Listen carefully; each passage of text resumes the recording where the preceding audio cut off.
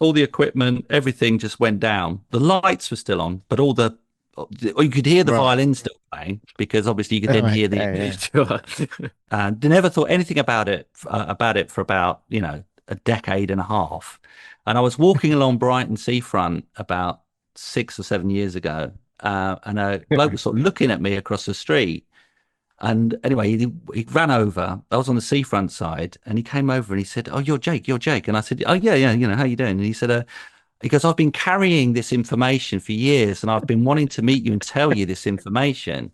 I was like, "Oh God," I was getting a bit freaked out. And he said, "Do you remember that gig you did with Blur?" And I was like, "In Brighton." He said, "I was the stage manager at that show." He said, "I've always wanted to share this information with you. Did you know that basically, do you remember the power cutting out?" And I was like, yeah, of course. You never forget that. That's a really odd thing to happen. Yeah. And he said, "Well, it didn't cut out. It was." Welcome. We are Neil, Luke, and Dave. 340-somethings reminiscing on the runners and riders of 90s guitar music. We look at the bands who soundtracked our youth on both sides of the pond and interview some of our heroes from the bands that defined a generation. You'll hear about the good, the bad, and the ugly of 90s guitar music. This podcast is Stupid and Contagious. Episode 120, the Stupid and Contagious podcast. This week we're talking to Jake from My Life Story. That's coming up a bit later. Before that, Luke, you've got the same hoodie on as me. Although you haven't, because mine's just... How embarrassing. Podcast one. Oh, look at that. Stupid and Contagious hoodie. What's yours got on the back? Wank stain. Nothing. It's got a couple of those on it. Yeah. Right, yeah. All right, what's everyone... Luke, what have you been up to? Not a lot. Went out on the piss on Friday in Chinatown in Yokohama. It was quite fun. It was good. I tell you what I did today. I went to... How much do I have? Too many. How much booze? Too many for my advanced age. Yeah. Blotted. What do you drink? Asahi? Beer. No. Well, whatever they've got, fish. basically. Yeah. It was Asahi in the first place. Just drank some raw fish. Yeah. Went to this Taiwanese place. And, I think they were giving us Asahi. Yeah. And ended up with gin and tonic. It's good. It's good fun. I'll tell you something I did today. Have you heard of Deaf Olympics? No. Right. It's like the Olympics for deaf people. And I thought you said deaf. As in no, Deaf Olympics. Deaf as in can't hear. You should enter. So that's happening at the moment in Japan, and it's in like the park next to my flat, basically. And you can just anyone can just walk in. It's free. You can just walk in and watch some events and stuff. Good. So I did that today. It's quite good. Yeah, it's interesting. There's no point cheering, I suppose. No, you have to do this. That's the equivalent of I can't get it quite right. That's the equivalent of clapping. Is it silent in there then? No. A lot of people are clapping and stuff, but there were a lot of like deaf people as well in the just like watching as well. So everyone was doing sign language everywhere, and like all around the whole area for the past couple of weeks. Like when I'm like coming back from the station and stuff, you see people walking along doing sign language and stuff. We were good friends with a deaf couple. Well, we still are, but when the kids were young, their kids were just completely, the kids weren't deaf, but they were just completely quiet. Our kids were always moaning and shrieking and whatnot, but they were just like the politest kids you could ever imagine, because shouting doesn't do any good. No point in shouting. Yeah. I guess there's no inherently difference in physical ability if you're deaf. So all the events will be similar, right? No. Yeah, I guess so. Yeah, like, well, for example, I watched like the 400 meters relay, 4x100 relay, and there's no starting gun. For example, they have lights in front of them to indicate when to start. Instead of a starting gun, there's a starting light. Stuff like that. Right. Yeah, little subtle differences. Interesting. Quite like to watch that. Any Olympics is good, isn't it? They can run fucking faster than you can. You say that. The women's 5,000 meters. This one competitor, I don't know where she was from. She did it slower than I do 5K. You can't just that can't be because she's deaf. 28 she's just a rubbish runner. No, it's just a rubbish runner. I don't know what she was doing there. Yeah. Yeah. But everyone else like lapped her like many times over. Yeah. Dave, what you been up to? What's been going on? We haven't had any Berwick news for a while. Something must have happened. I've been bedridden. I've been ill. Oh yeah. Oh mate. Got the fucking shit bags, didn't you? Yeah. I'm exaggerating. I was only really sleeping for one day, but I'm still not quite right. I think it's COVID, but I'm not sure. You might have been poisoned by that robot beer. That's what I think. It's the only thing that I didn't have that you did. Well, it's the only thing that you had that I didn't. So. Yeah, but you got different body constitutions, haven't you? Yeah. No, exactly the same. That's why I think it's COVID, because it can affect your stomach. But not giving it to me, COVID piece of shit. Shine on. Well, yeah, I do. I haven't sat in a fucking van with you for 4 hours. Yours is incubating. Oh, you've probably just got a bit of a cold. You're all right. That wasn't a cold. Right now. All right. I was like, had a fever, semi all right. Hit himself in bed. Oh, mate, did you? It's disgusting. I didn't do that, but I couldn't. I had cramp in my feet and I couldn't get rid of it for hours. Oh, it's agony, isn't it, cramp? Yeah. Yeah. Never had it. But in the end, I just put some socks on and then it went away. Well, that's that. I think my feet were just too cold. Yeah, it's that. What's it called? My dad has to wear those socks on the plane. It was that. What's it called? It's like... that's for DVT, isn't it? Deep vein thrombosis socks. Yeah. Yeah, that's what you had. Dr. Collins. This preamble's rubbish, isn't it? It's really bad. You've got to pull something out of the bag here, mate. What you got to... I ain't got anything. I've got nothing. I've been busy running the Stupid and Contagious shop. So these arrived yesterday. Oh, how many sales have you had? Oh, don't say live, because it's going to be really not saying live, but we've had a fair few. Tell us after. But check this out. This arrived yesterday. Oh, brilliant. Now, this is my Stupid and Contagious mug, right? Put that there. Yeah. So you can see. Yeah. It's another one. Stupid and Contagious mug. That's right, isn't Upside down. Great. So I've got a box of those. Is that my one? Well, I've very limited. I've only got 10, so get in there quick if you want one. Go to our Shopify Just give me store. One, man. Not you. He's talking to the audience. Talking to the audience. You're not you can pay double. So yeah, go to Shopify store and grab yourself a mug. Because like I said, there's only 10, so you got to be quick. Yeah, 12 quid. Standard price for a mug these days. Is it really? That much, so it is pretty much. So does that include postage? No. No, fair enough. Anyway, what else? Not much else really. No, I've got nothing. What have I been doing? Just been busy with work and stuff. Just must be something. Music, have you got any middle-aged bum problems? No, we haven't got any bum problems. Dave, you must have some Berwick news. Apart from what's going on there? No, I haven't got any fucking Berwick news. Fucking hell. Nothing happens here. Everything I tell you though, what did happen? Hey. See? There's an overturned cement lorry this morning. Oh, on the Drusilla's roundabout. Nothing happens there. Wow. As everyone's door's been cemented. Never seen anything like that before around here. No. Yeah, it's like the cement trickled into the river and it's set it solid. It's probably it's gonna make its way into the sewers, which means all your toilets are gonna back up and explode out of the all the shit's gonna explode out of your toilet again. What's that film that happens? It happened here a couple of years ago. It happens in the Goonies where they pull on the pipes. And that one. And he shouts "Mummy" in the country club. For no reason. He shouts "Mummy" when he gets shot up from the toilet. Does he say "Mummy"? Okay. Yeah, I think so. It's weird. Man. Yeah, that's what's going to happen in Berwick. Yeah. We're going to get fucking bog blown. This is the first sign of the sinkhole. That's it. The first sign of the apocalypse. It is. That cement. Follow the cement straight to the sinkhole. You'll find it. Straight to the sinkhole. Follow the cement. Well, we'll solve the sinkhole, won't it? Yeah, it's true. Fill it in. Temporarily. Only temporarily, though. You're all going to get eaten up soon. All right, I'm editing this in because obviously you can see Dave's not here. We realised halfway through recording, we have chatted about it like all week, but we forgot to mention Manny's passing, obviously, and it needs a mention because without bands like the Stone Roses, we wouldn't have this illustrious history of British music, right? Right, so, we wouldn't have this podcast. Yeah.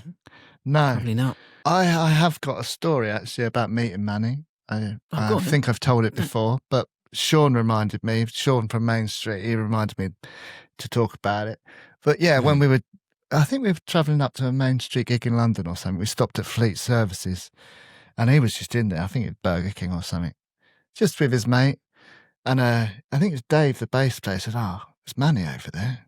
And we're like, fucking hell, yeah, it is Manny. And he says, I've got to go.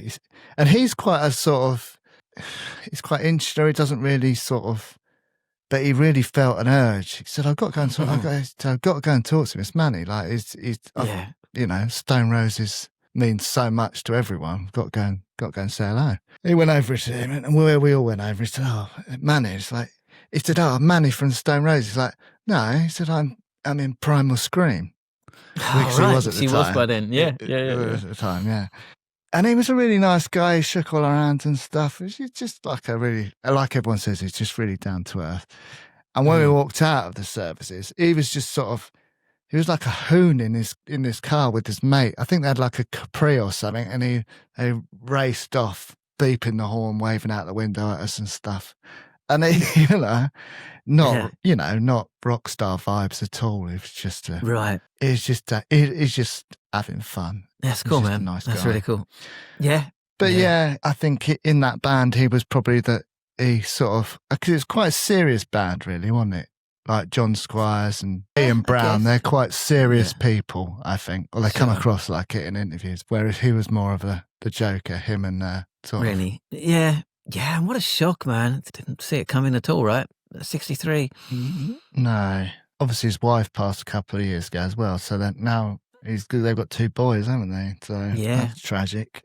It is. Yeah. But, I mean, what a fucking legacy, man. So the Roses, what a legacy. I mean, the first album, it's often cited as the best British album ever made, right? It often tops those kind of polls, right? Yeah, and let's not forget it's just incredible bass playing. He's just a great bass player, first and foremost. Can you elaborate on that? Because I don't know shit about music. What's good about it? Well, just the way that him and Rennie locked in together and created that groove. That was a big part of the Stone Roses, with the groove, and that just comes from the drum and the bass, and everything else gets put on top of that, really. I'm not saying that John Squires and Ian Brown didn't have a lot to do with its sound as well, but I'm just, without that groove, that sort of baggy groove that they put together, that was a big, massive part of the Stone Roses sound. I just like you say, tragic. It just sort of does remind you of your own sort of mortality. Yeah, it does. It does. Favorite Roses track? Me, because it was the first one I heard. I bought it in Duns. I didn't really know who they were at the time. I was heavily into my grunge era, and it was there in Duns. I Want to Be a Doors. It was right. Just a fucking great song. I remember listening to it, thinking, "Fucking hell, what is this?" I really like the second album. I really like it as well. 10 Story Love Song and Tears and all that. Those sort of songs as well. Love Spreads, Driving South. Yeah. Good tracks, man. Yeah. Yeah, both great albums. If you're going to write 2 albums in your lifetime, then they're not bad. That's not a bad legacy to leave, is it? It's not at all. No. I'm just a bit gutted I didn't go and see him, but I'm rubbish like that. I didn't go see Oasis gigs either. I just think I won't. But I should. Right, yeah, exactly. If it's not going to happen again, right? When did he join the Primal Scream? I'm trying to work out if I saw them when he was in them. I think I might have done.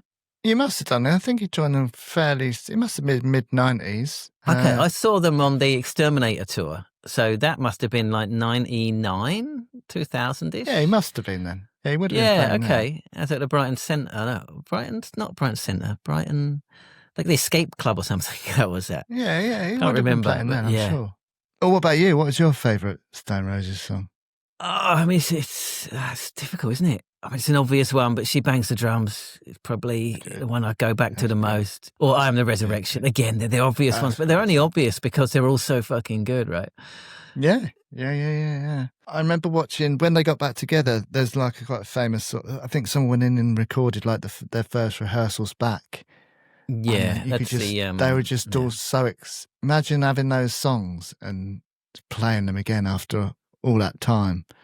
Yeah, and incredible. Yeah, but it's just fucking sad, isn't it? It is sad. It's a big loss for music, right? So big love. Shout out to his friends and family. Yeah. So any Rose's memories, Primal Scream memories, drop them in the comments. Just put the albums on. Have a listen to that. Anyway, back to the episode. Jake from My Life Story. Yeah. So before we get started, I have mentioned the mugs, t-shirts. Get those on our Shopify store as well. It should be quite straightforward to use. The link's in the description. Shopify is quite easy to use, I think. But send us an email if you have any problems. Yeah, t-shirts. Can you describe the t-shirts to people that haven't seen the Facebook post? Describe what the t-shirts are. They've got. So there's male and female t-shirts. They're both unisex t-shirts. We're not doing any like skinny female tees at the moment. We might do if there's a call for it at some point. Male ones, we've got generic indie bloke on the front, female generic indie girl. Simple as that. You can buy if you're a man and you want the girl's print. Why not?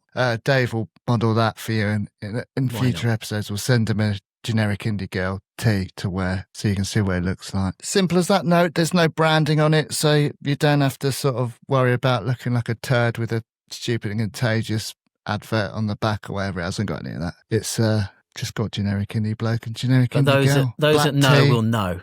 Do you know what I mean? It'd be like a super indie like in the know crowd. Exactly. Yeah, that's it. That's what we want. Like, red hand. Okay, you're one of us. That's what we want. Yellow print on a black tee. Very simple. Get your orders in. I've sent the orders off already. If you get in quick, you'll get the size you want. Otherwise, obviously, we've got limited sizes. So get in there quick. Do it. And then you can get them before Christmas. Fingers crossed. I can't guarantee that, but I'm going to try my very best. Anyway, if you are watching this, please do give it a thumbs up, subscribe to our channel, and get involved in the comments. And if you are listening, then please do rate and review and share with your friends so they can find the podcast. We have had a lot of new followers from putting out all the footage from Shine On and stuff. So that's good. So if you are new, welcome. Well done, Neil. Welcome aboard. Mate. Yeah. So all good. And if you did join us from Shine On, let us know if you watched My Life Story at Shine On and How Were They and stuff like that. They had a pretty terrible slot, to be fair, didn't they? Well, some would say terrible. Did you watch them? We glazed over it. We didn't stay because we had to get off. We couldn't bear to spend another night together in the van, so we had to get off. No. But I did really want to see them. I'm glad I didn't. But I'm going to try and go and see them. I think they're playing in Dingwalls or something. I'm going to try and get to that one. But I don't know. Some would say it's like they basically closed the whole festival, so the hardcore would have been there watching them, I'm sure, to the end. Oh, let us know if you went to see them. Yeah, exactly. The ones that stayed until the end. Yeah. My Life Story, anyway. Let's do that. Wikipedia, right? Go on in. My Life Story. Story of my life. An English pop group formed in London. There we go. Let me give you a bit more information then on My Life Story. It. So, I was born in 1976, Brighton Hospital. Grew up. How was he? My joke. I was telling my life story. Oh, okay. Yeah. It wasn't a good joke, man. It wasn't. I was getting well into it. Yeah. Maybe we have to do an episode on your life story. Be interesting. Could do Dave's as well. It's not very interesting. So, basically, for all intents and purposes, My Life Story is Jake Shillingford. He's the core of it, and the main guy, basically. And as we talk about in the interview, amazingly, the roots of My Life Story go right back to the mid-'80s, 1984 to be precise. Mm-hmm. Although I think he was in bands before that as well, from like 1980 or something like that onwards. They started off as a normal kind of indie group. He doesn't. Although, yeah, he was born in 1966. He mentioned it in the interview. He turns 60 next year. He looks great though, doesn't he? He really looks good. Couldn't believe that. His age. Yeah. They started out as a kind of 80s indie band, basically, with a normal number of members. He talks about it, so I won't go into too much detail, but he went to art college in Southend, moved to London, started working at Dingwalls in Camden, the legendary Dingwalls in Camden, making flyers and doing artwork and stuff like that. Started also a DJ night called Panic Station Club, just playing music and things like that. And his band played at Dingwalls. That's an obvious one. Playing music. What's that? A DJ night playing music. It was completely innovative. Yeah. And I don't know if this is true or not, but I saw in one write up about them that in 1989 he went off to America for a year to find himself. Right. Did he find himself? He left the UK. Yes, he did. So apparently, when he was on his American trip, that's when he got the idea to make My Life Story into this big multi-person orchestral kind of pop group. Yeah. Oh. I to Main Street at an arena. Well done. It's good, isn't it? Why would you do that? Just to see what it would have been like. Oh, that's the saddest fucking thing I've ever heard in my life. Yeah. Anyway. Never say never, man. Never say never. Yeah. Then, he talks about it. He came back. I don't know if he did come back, if he ever went to America, but if he did, he came back, started recruiting members. He says in an interview, kind of accosting people on the tube and stuff, if he saw them with an instrument and, asking them to join the band. And they grew into this kind of 11-person orchestral pop indie big thing, basically. This was about 1990 that they started coming together. Started playing around the indie venues, building up a following. And again, we talk about the interview, so I won't go into it too much. They did have a song in 1986. They released a single, Home Sweet Zoo EP. He mentions it briefly in an interview, talks about hand colouring the sleeve and stuff. But their first single as the new version of My Life Story came out in 1993. Girl A, Girl B, Boy C. Produced by Giles Martin, son of George Martin of the Beatles fame. Really? Yeah. Interesting. And, as he mentioned, got NME and Melody Maker Single of the Week, which is pretty amazing for their debut single, really, as in that incarnation. Yeah. So this, they supported Blur and Pulp in 1994. So it's kind of before, certainly before Pulp kind of really kicked off, but while Blur were kind of on their ascendancy, and listen to the interview for a great story about them supporting Blur. It's a good one. We'll chat about it. Yeah, we'll talk about it after. Oh, I forgot to mention there was an early drummer in the band, but he left before they became like he left like in the early 90s. A guy called Jason Cooper, and then after My Life Story, he left the band and he joined The Cure, and. He's been playing with them ever since 95. That's a good gig, isn't it? I'd love to be the drummer in The Cure. Yeah. I'd love to be in The Cure. Be good, wouldn't it? Yeah. They play for a long... Goth, aren't you? Wear black. Their sets are so long. Actually, I wouldn't like to be a drummer. It'd be fucking hard work. Because they play for about 3 hours. Physically intense, isn't it? Yeah. Anyway. Anyway, little bit of trivia for you. 95, first album came out, Mornington Crescent, on a kind of an independent label. Again, they're building up a following. He talks about in the interview, but he's hanging out with like Miles Hunt from the Wonderstuff and Clint from the Poppies and stuff like that. I did see something online saying that some of like the strings in Welcome to the Sheep Seats was played by My Life Story. But I found absolutely no evidence of this whatsoever, except for someone said it. No, I read it, and then I thought, that's interesting. I'll check that, and then I couldn't find any backup.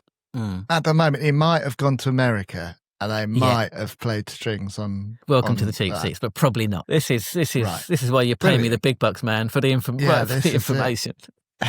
This is why people tune in. Miles, if you're listening, mate, let us know. Was My Life Story involved in recording of Welcome He does to listen the to the podcast. I'm not sure if he listens to every episode, but he does listen. If you're listening, Miles, drop a comment, let us know. But basically, the album didn't really take off in the way that the following one did, but it did all right. I also read something they got like legal action against them by the London Underground. Have you made this up? Again, I've got no evidence for it. For using Mornington Crescent. For using Mornington Crescent, exactly. Right. It's a tube station. Yeah. But That's surely rubbish, that can't isn't be... it? it can't be copyrighted, can it? I don't know. No, it's a crescent. It's a crescent. I mean, it's a street, crescent. Yeah. They nick the name from the street. Right. Yeah. Right. It's probably not true. Again, I'm just saying stuff that's probably not true. It's brilliant. It's just bollocks, isn't it? So, February 1996, they're like, okay, fuck it. We got to really make a go of this. So they did a month of Sundays, basically a Sunday residency at Dingwalls. And the idea was that if they didn't get signed like properly at the end of this, it was going to be all over. And they indeed signed to Parlophone at the end of the month. Fucking worked, didn't it? It worked. That's true, right? I don't know if that's true or not, but they definitely did play a residency every Sunday for a month. I don't know if they did say we're going to give up if it doesn't work, but it makes it a better story, doesn't it? And that's the important thing. Yeah. Yeah, the facts are irrelevant. What is a month of Sundays? Good. Imagine that. That'd be horrible. But that's the saying, is it? Even in a month of Sundays, you couldn't get everything done. Do you know what I mean? Because that's supposed to be my least favourite the day where you have time. Really? Yeah. Depressing as fuck. I hate them. Hate them. Tell me why you don't like Sundays. It's boring, aren't they? Boring. Before Monday. Yeah. Well, that makes no difference to me. I'm semi-retired, but it's not that. It's just, I don't know, they're just depressing, aren't they? I don't know. There's something about them. They're all right. Maybe it's the TV that comes on a Sunday. Oh, fuck. Antiques Roadshow. Oh, the thing is, I can't stop watching it, but I hate it.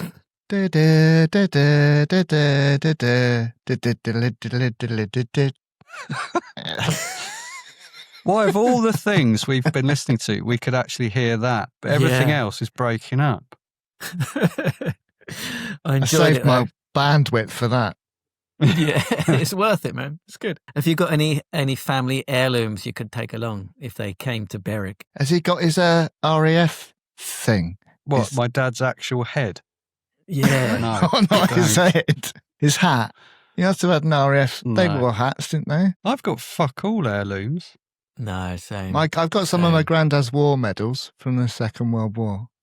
Okay. Really? So, we ought to go and catch and them all his, man. All his, he's got a box of all his letters and all his ration books and all that sort of stuff. Bin that, we'll take the medals. Yeah. No, I'm going to keep them.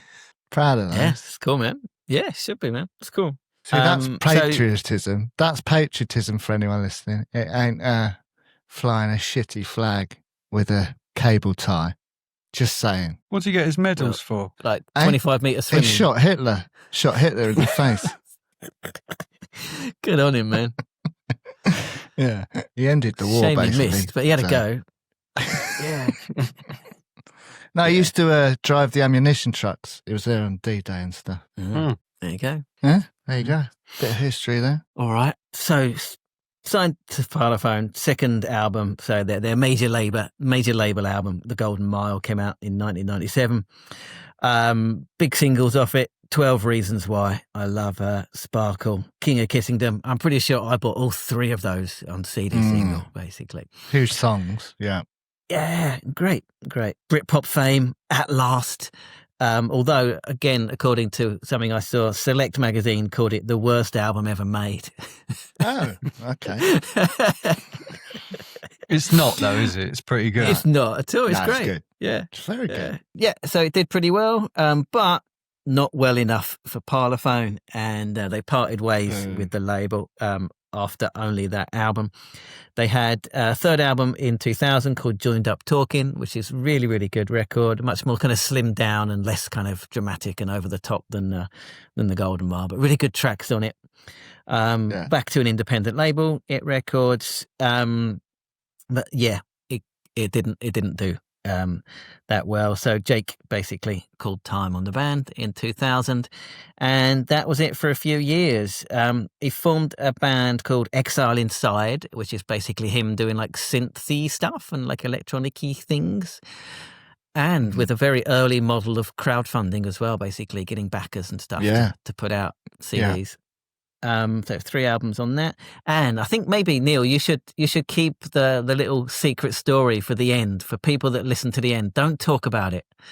Don't talk about it. Just the extra interview part. I don't think I know what you're talking about. So you're safe. Your secret's safe. No, do you remember we stopped recording. We stopped recording and we were chatting, and then you started another story, and we pressed record again.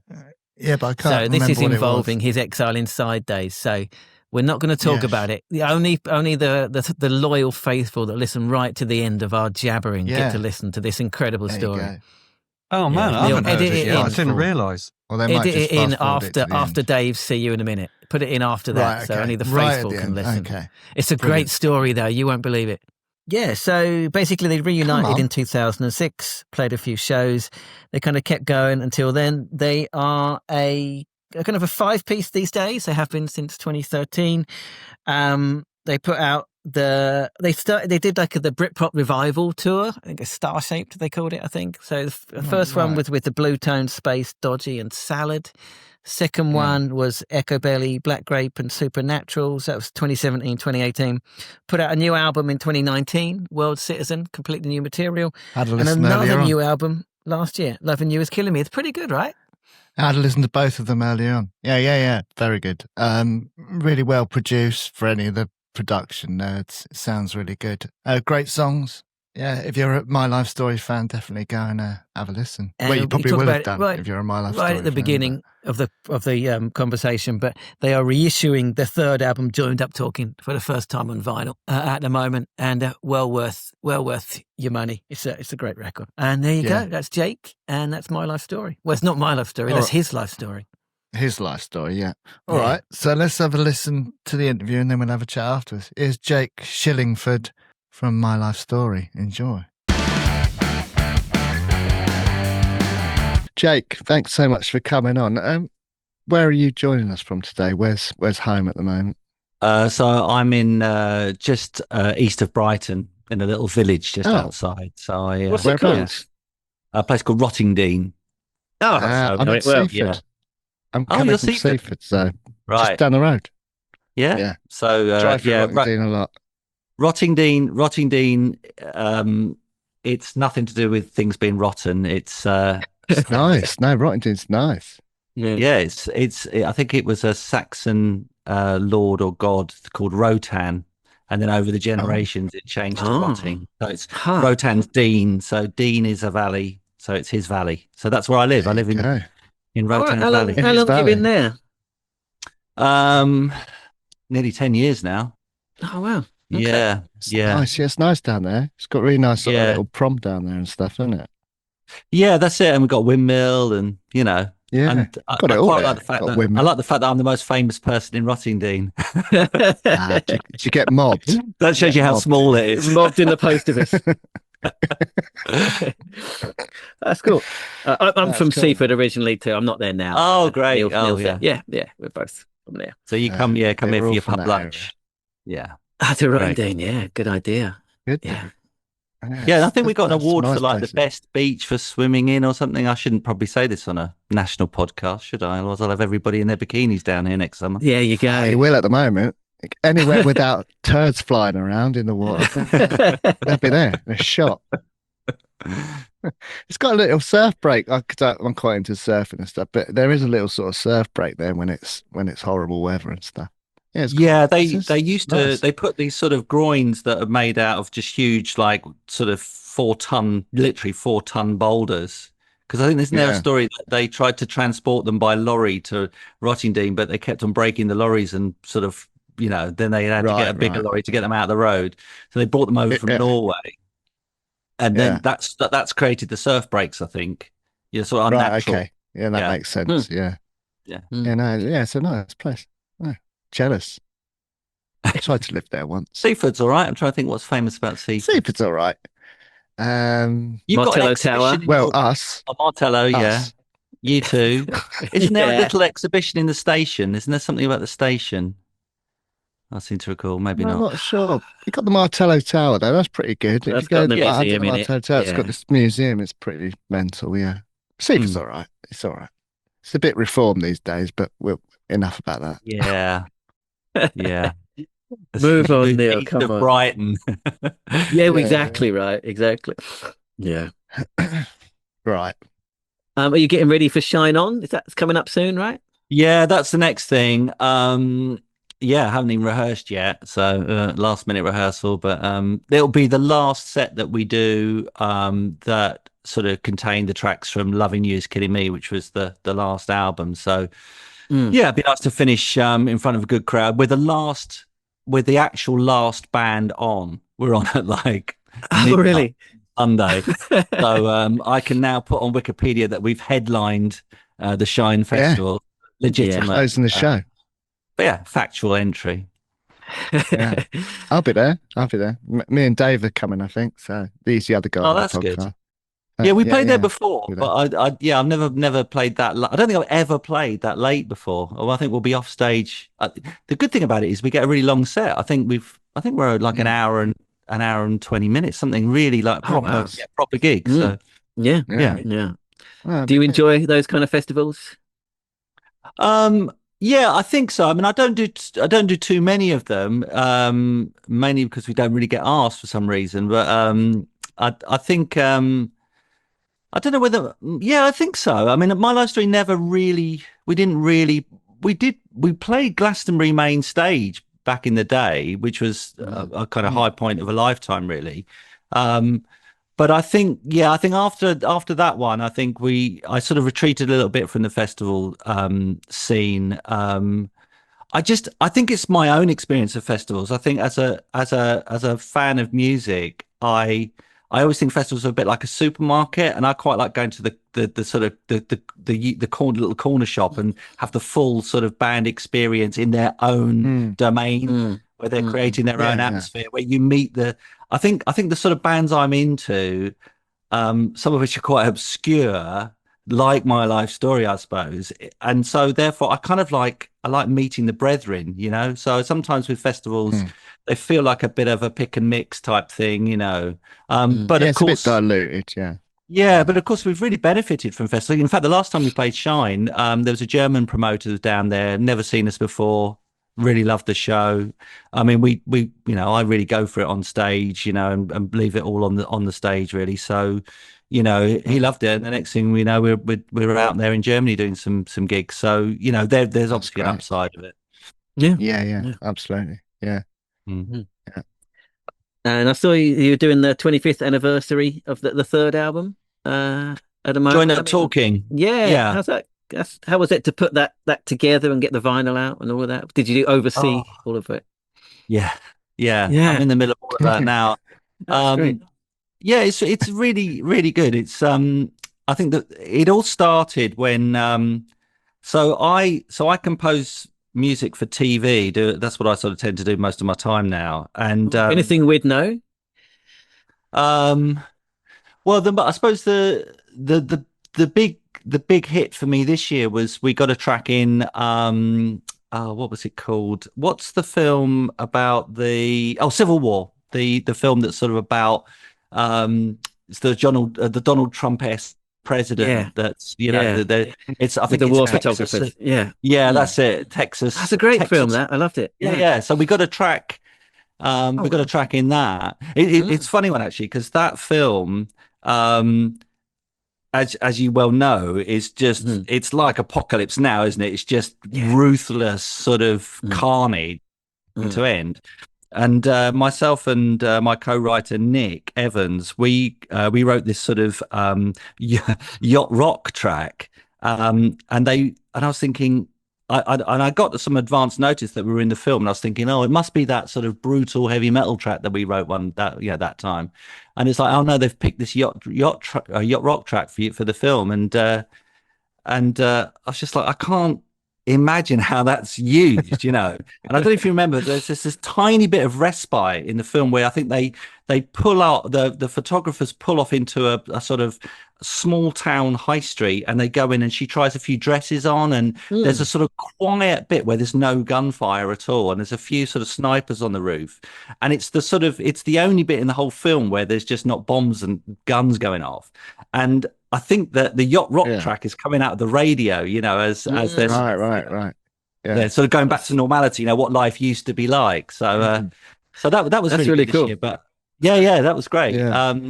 Where was I? So I've been doing a lot of that. And what was your question? About the vinyl version of Joined Up Talking. Oh yeah, so I've just been sort of doing a lot of that sort of stuff, and I have an account with sort of various publishers where I get paid in royalties that come through. So for example, when obviously when that film is shown X number of times, I get royalties coming through, and there's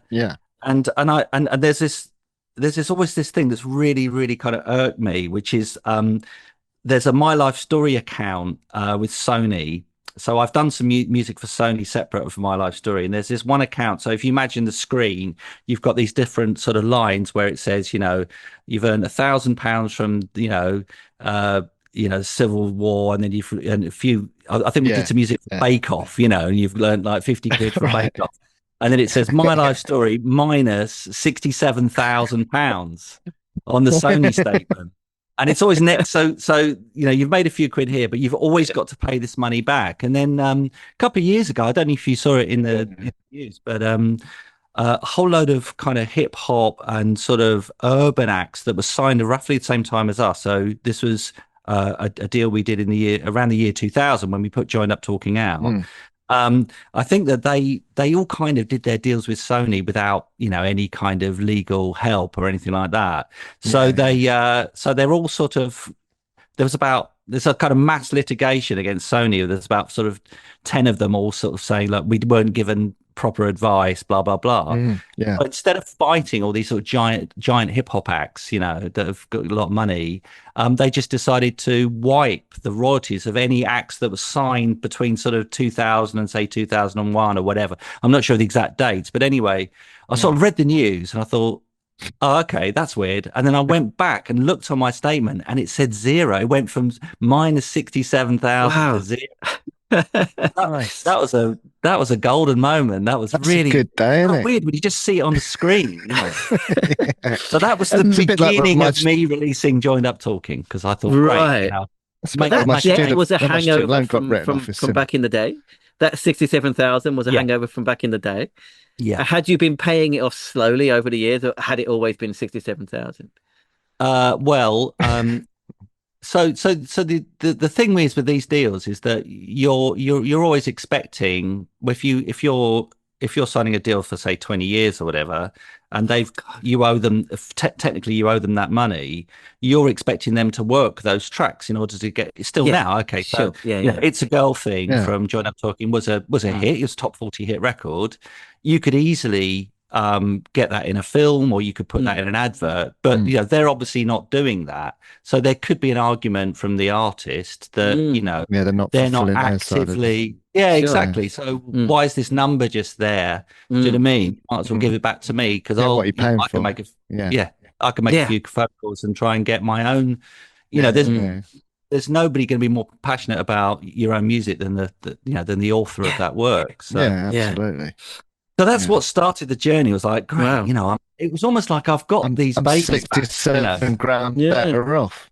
Well, I'm not quite. Doesn't quite work like that. Come on, Neil, do the math. I'm at zero. I know. Yeah. And is it going well? Is the campaign, the reissue? Yeah, well, it's just started really. Yeah, so it was never released on vinyl because it came out in the year 2000. I just did a cursory bit of research and found out that was the one year the valley it was the trough. Nothing was going on in vinyl at all. So it only came out on CD. Right. Yeah. So I'm going through the whole, I've mastered it specifically for vinyl. We've done it as a double album with the B-sides, colored vinyl, bells and whistles really, and remastered, which is, so I've been, I don't, if you can see in the corner there, that's a DAT machine. This is a DAT machine. All right. Yeah. Old school. Yeah. Yeah. And I've got like, so I've been doing a Patreon all year. There's some DATs with demos and so I've got all the stuff back, and so I've been sort of kind of raising a few quid to sort of get the album manufactured, and I've been archiving all of the old demos and things like that. So it's been a really interesting experience. Yeah. I bet have you found anything on there that you thought, I've fucking forgotten I'd even done that, and it's just now you've There's a track called Teenage Sex which I wrote, and I just completely forgotten about it, and then I listened back to it and it's really terrible. I mean, it's like so inappropriate. Times change, man. Times change. Yeah, I mean, it is interesting, isn't it? Yeah. I mean, what I quite like about going through that stuff is, and I don't know if you've ever sort of done it yourselves, but like, I always think nostalgia, I'm sure you interview quite a lot of people that are, around my age and stuff like that. And I think, nostalgia is quite an interesting concept in itself, because I think it's kind of dangerous as well as it's pleasurable. And I think that, you've got to be mentally ready to go, right, I'm now going to go through a load of stuff. I'm going to meet myself when I was 28 years old. And you kind of takes you back. And I'll be 60 next year, and I'm sort of like, wow, it's you start having, I mean, my wife will think that I'm talking to somebody on the phone and I'm just having conversations with myself, like, why did you put that lyric in there? That's like kind of ruined the flow of that verse, and so it's kind of, I have to be in the right mood to go through the stuff. But My Life Story got such great fans, and there definitely seemed to be a demand to get this out on vinyl and to revisit it. I think albums that any music that came out in the year 2000 is fascinating, because it's still a really, I mean, I know it's just a number, but it's, people. Do you remember that time? Like they thought that there was the sort of year 2K bug, the millennium bug. Oh man, everything was good. Planes were going to just drop out. Remember, and nothing happens. And the dome, and how disappointing the Millennium Dome was. Shit on it. And Columbine happened, leading up to that. That was that too. There was some pretty big events, and of course we were still in that pop world, where it was just Westlife, and and Robbie was sort of going a bit punky, and so it was so I think anything that came out in that time. I mean, when I wrote the album, I deliberately sought to write something that would be about as zeitgeisty as you could possibly be. So something that literally would, I use language from that time. I'm talking about Tamagotchis, speed dialers on telephones, Well, that's good though, because you get that time capsule, right, which is really cool, I think. Yeah, exactly. And that's how I sort of see it. I mean, I even name checked Monica Lewinsky, in one of the songs. And proper old school. And I think that like the first two My Life Story albums, Morning to Crescent and The Golden Mile, they were really kind of, in a way, I was trying to sort of create with the orchestra and the brass section a sort of timeless sounding record. I think strings have a timeless quality, but with Join Up Talking, it was like, let's go completely against that. Let's just write, as you rightly say, Luke, it's like, a time capsule for the time that would mark it. So actually, when you go back and do that nostalgia thing, it's actually quite an enjoyable experience, because it really does date stamp. It's cool. That's it. It's cool. All right, well, speaking of going back, let's go right back. I was really surprised to learn that My Life Story's roots are like from the mid-'80s. Is that right? That far back? Yeah. I mean, what was the version of the band back then, if it was? So we've almost gone full circle now. So the band is a 5-piece now, but when we started, we were a 4-piece. So I'm from Southend-on-Sea in Essex. And yeah, I mean, we'd all just left school. My friend Anthony was the bass player who I went to school with. And then there was Norm on drums and Mal Campbell, who's now the promoter at the Trades Club in Hebden Bridge, which continually gets nominated for awards. It's an amazing venue up there. And so, yeah, Mal was the keyboard player. And we were like, we were kind of, I mean, the bands around the sort of mid-'80s at that time that we really liked. We loved the Pale Fountains, which went on to become Shack. So there's a sort of string element there. I mean, I always loved orchestration in music, even though that lineup didn't really have it. And we were really into the Julian Cope solo stuff like Fried and World Shut Your Mouth, the album. And then sort of peripheral bands like, I suppose, the Monochrome Set, sort of real indie, but it was great. We were like this, we had this amazing sort of following, and yeah, it was, our first, the very first My Life Story single, I was working for a printmakers, and so I managed to, for free, pretty much, I printed my own sleeves. So we pressed the vinyl, but I printed my own sleeves, but I couldn't afford the full color printing, or they wouldn't give it to me for free. So it was all our friends and girlfriends coloring in the sleeves, so each different. So we only printed full on DIY. Yeah, that's how it began. And there's like, I think they go for about a couple of $100 now online. So, wow. Yeah. That was like 86ish. Is that right? Yeah. So that was that. And then sort of just like most bands, really. Well, what happened with me was I got this amazing offer because I was doing quite a lot of artwork at the time. Both my parents were artists, and they were also teaching at Southend Art College. Right. And Southend Art College had been quite been put on the map, really, because Dave Garn from Depeche Mode went there. My dad used to teach him. Okay. Alison Moyet went there. And then people like Bob Fish from Darts was working there as a technician just before Darts became really famous. And and Ian Jury used to hang around the place. So there's a sort of a bit of a legendary college, really. So I got this sort of, I guess I got a reputation for doing a bit of artwork and things like that. And then I got this amazing job at Dingwalls in London, in Camden Town. Which then Camden was, like in the late 80s, was fairly dead, really. I always remember, if you went down the high street, I remember counting, there was 5 different bed shops.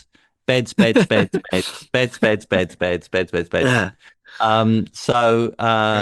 was just full of bed shops, and people doing maybe a lot of heroin addicts there. They needed to snooze, it was that kind of place, Camden there. And I got this dream job doing all the posters and artwork for Dingwalls in-house. So I just sat in the venue. Oh, that is good. And, did their flyers, and then went to gigs every single night. So My Life Story sort of, I had to take that job. That was an offer I couldn't refuse. And Mal came with me, and the other 2 remained back in Southend. So that's the sort of beginning of me then starting to think a bit bigger, it maybe in the big smoke, the land of opportunity. Maybe I could do something as crazy as an indie band that with a DIY ethos that had an orchestra. It seemed almost impossible, but it took a few years, but we got there in the end. Yeah. I mean, were you playing in like Dingwalls kind of places with that kind of 10, 11, 12 person band? Yeah. And how did that work in those kind of toilet circuit, I guess they call it, right? Yeah. It took a little bit longer than I'd hoped initially. I mean, I think that, my contemporaries, really, people that are my age, I became good friends with Miles from the Wonderstuff. I actually, I met them at Dingwalls when they did I think probably was even their first ever London show. And so I was hanging around with those people and Clint from the Pop League Yourself and things like that. And those sort of that late 80s scene, indie scene. But sorry, I lost my train of thought there. What was I saying? just like playing the small venues and stuff. The small venues. Band. Yeah, sorry. Yeah. So the with the small venue thing, the idea was that it would just look ridiculously. It just looked too big for the environment. So the idea would be that if any A&R came along, they would think, well, we've just got to sign this act and sort of put them in the sort of environs that they deserve. We got to put them in yeah. And I just thought we'd get snapped up like that. But I suppose what I didn't realize was that it takes a long time to the classical musicians that I got were I mean, I just went up to them in the street and on the tube. These are people. I put ads up in libraries, things like that. There's a famous story that Becky, one of our violinists, she, I was just sort of really naive. I said, oh yeah, I'd come to my bedsit, this is my address, and we could have a chat and see if you're interested in playing in this sort of grand vision of mine. And I didn't realize that she had a chaperone like hiding outside the flat, just in case I was going to murder her, yeah. Did you? I didn't murder her. No, okay. Around, just confirming. Yeah. So I got all of these different people in, and yeah, it was just the marriage of sort of grizzled sort of indie musicians that had done that type of circuit that you mentioned, Luke, and then sort of bringing in these sort of conservatoire educated. Yeah. But the classical musicians, they wanted to be in My Life Story. They didn't like, they had the personalities of people that wanted to be. They wanted to express themselves, let's say, in a slightly different way, rather than just watching a conductor and just, playing the dots.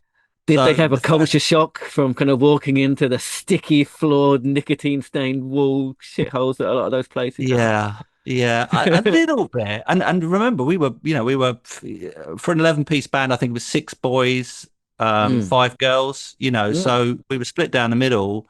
So sometimes I think it was uncomfortable for the girls around those times, particularly when you're playing really tiny venues.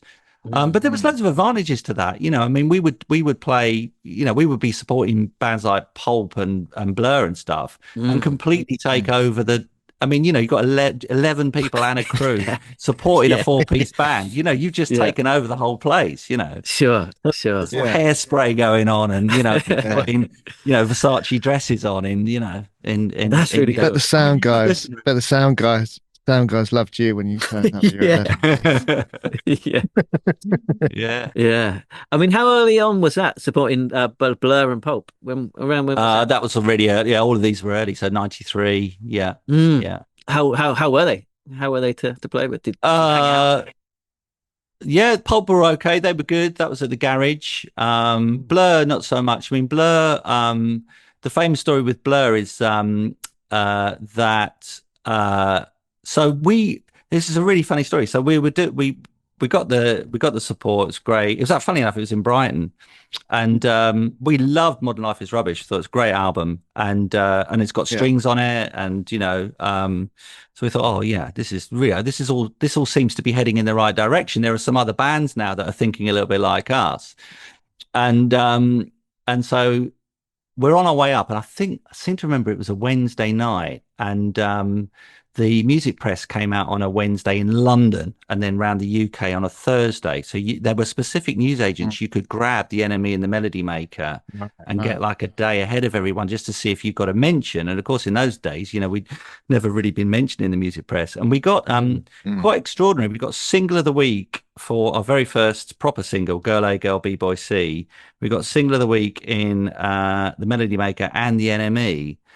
Which was, people were telling me that's like unprecedented, like kind of rival papers, So anyway, we were just, oh my God, this is amazing, this is really, we're hopefully we're going to be going places. So we were in a good mood, and then so we were playing, and I think we did about 6 songs out of maybe 5 songs out of a sort of 8-9 song set, and suddenly all the equipment, everything just went down. The lights were still on, but you could hear the violin still playing, because obviously you could then hear the. And anyway, somebody sort of waved to us to the side, said, "Really sorry, we've got some technical problems." And I was like, "Oh, okay, well, we've done the single, we seem to have entertained the crowd, so that's fine. So anyway, we went off, and then we chatted. We thanked Blur, and we, anyway, that was the end of it. And never thought anything about it for about a decade and a half. And I was walking along Brighton seafront about 6 or 7 years ago, and a bloke was sort of looking at me across the street. And anyway, he ran over. I was on the seafront side, and he came over and he said, "Oh, you're Jake. And I said, "Oh, yeah, how you doing?" And he said, he goes, "I've been carrying this information for years, and I've been wanting to meet you and tell you this information." I was like, "Oh God," I was getting a bit freaked out, And he said, "Do you remember that gig you did with Blur?" And I was like, "In Brighton." He said, "I was the stage manager at that show. It was a student union show, and he worked for the union." He said, "I've always wanted to share this information with you. Did you know that basically, do you remember the power cutting out?" And I was like, yeah, of course. You never forget that. That's a really odd thing to happen. Yeah. And he said, "Well, it didn't cut out. It was the lead singer of Blur was so annoyed with your performance that you were doing so well and that you looked like you were going places that you ran behind the stage and pulled all the plugs out of the amplifiers." That is fucking insane. There you go. You can't do that. Yeah, mad. Yeah. Okay. I mean, we'll have to give Damon his right to reply, but I guess you so. should do, yeah. When you get him on, ask him. He remembers that. Will do. Yeah. And the other funny thing about that night was it's quite good because the dressing room, talking to dressing rooms, I think Blur had there was a room with a full-size snooker table in it, which must have been like for, I don't know, it was part of the union. And they used that they had that as their dressing room. So I always remember they were all playing like snooker in there. So I remember that bit. But yeah, so there we go. But that gives you an idea of like what that sort of pre-Britpop world was like. And, that was something that I really just never really wanted to be a part of. And, in fact, last night, we went to Bexhill last night to see the Psychedelic Furs, who were brilliant last night. Yeah. And I was, if I ever sort of wanted to hang around with sort of pop stars or people wanted to talk to anybody, from the music industry, I always used to sort of gravitate more towards the artists that were around in the 80s, really, because I know it sounds like a real massive generalization, but there just didn't seem to be that sort of competitiveness, with bands, even really famous bands, in the 80s. I mean, even sort of the Spandau Ballet, Duran thing was. They were all liked each other. Oh, they're really good. They're all good mates, It's all nice. Whereas, so I was never quite prepared. Yeah, I was never really prepared for all the sort of bitchiness, really. Just and particularly for us, we were like, well.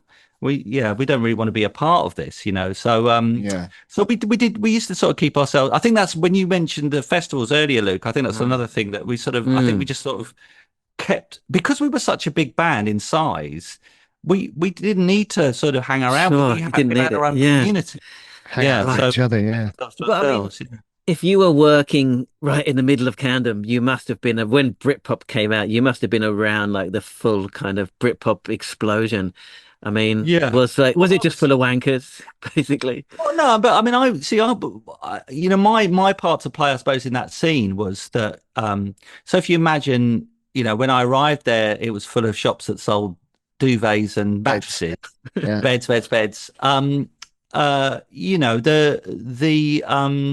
The kind of people that were around at that time, there was a feeling, I think, certainly in my little community of I was meeting people from coming from Southend-on-Sea, I was meeting people from other parts of the country, and everyone's arriving in London at the same time. So there was this sort of the shared. Now, that's nothing new, of course, but there was a sort of shared sort of love of London. I would go to the library, and so my local pub was a pub called the Sir Richard Steele, which I wrote a song about. And I was like, I want to know who Richard Steele is. You know what I mean? I'm going in this pub all the time. So used to go to the library, and And then I've sort of learned a little bit about the Camden and Chalk Farm and Belsize Park. I used to live in Belsize Park, and I sort of learned about the history of the place. And I sort of was really falling in love with sort of the history of London and things like that. That was the sort of how it began. And then my friend Paul Tunkin from Southend also moved up to London, and he started the club called Blow Up, which is the sort of one of the very famous sort of Britpop clubs. And I designed all the logos for Blow Up, and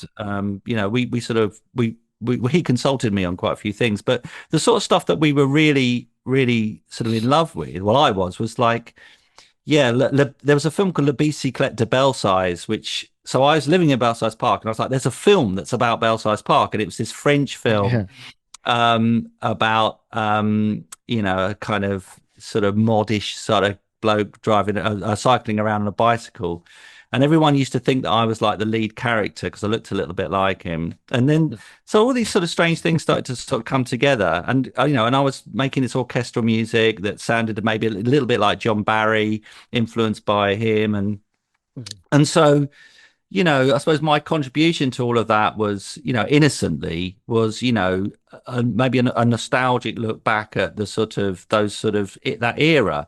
And then when Paul started up Blow Up, then, that really sort of exploded because we started to meet lots of other people that were into that. And so, that's my part of it, but it definitely wasn't full of wankers. It was just, it was full of old men, really, lots of old blokes on the dole, Sure. Were there bands that you did feel like an affinity with? I mean, there was there was the bands that a lot of bands had never quite made it, unfortunately, but there was a band called Gretchen Hoffner who I really loved. My friends had a group called Zip Zip Undo Me. They were brilliant. I mean, it was a very sort of insular scene, I mean, I'm sure you've spoken to countless people and seen all those documentaries about how it felt at the time with with America and the grunge movement. We talk about it a lot. Well, I was in here's a life story you'll like, which is this is a positive, lovely Blur story.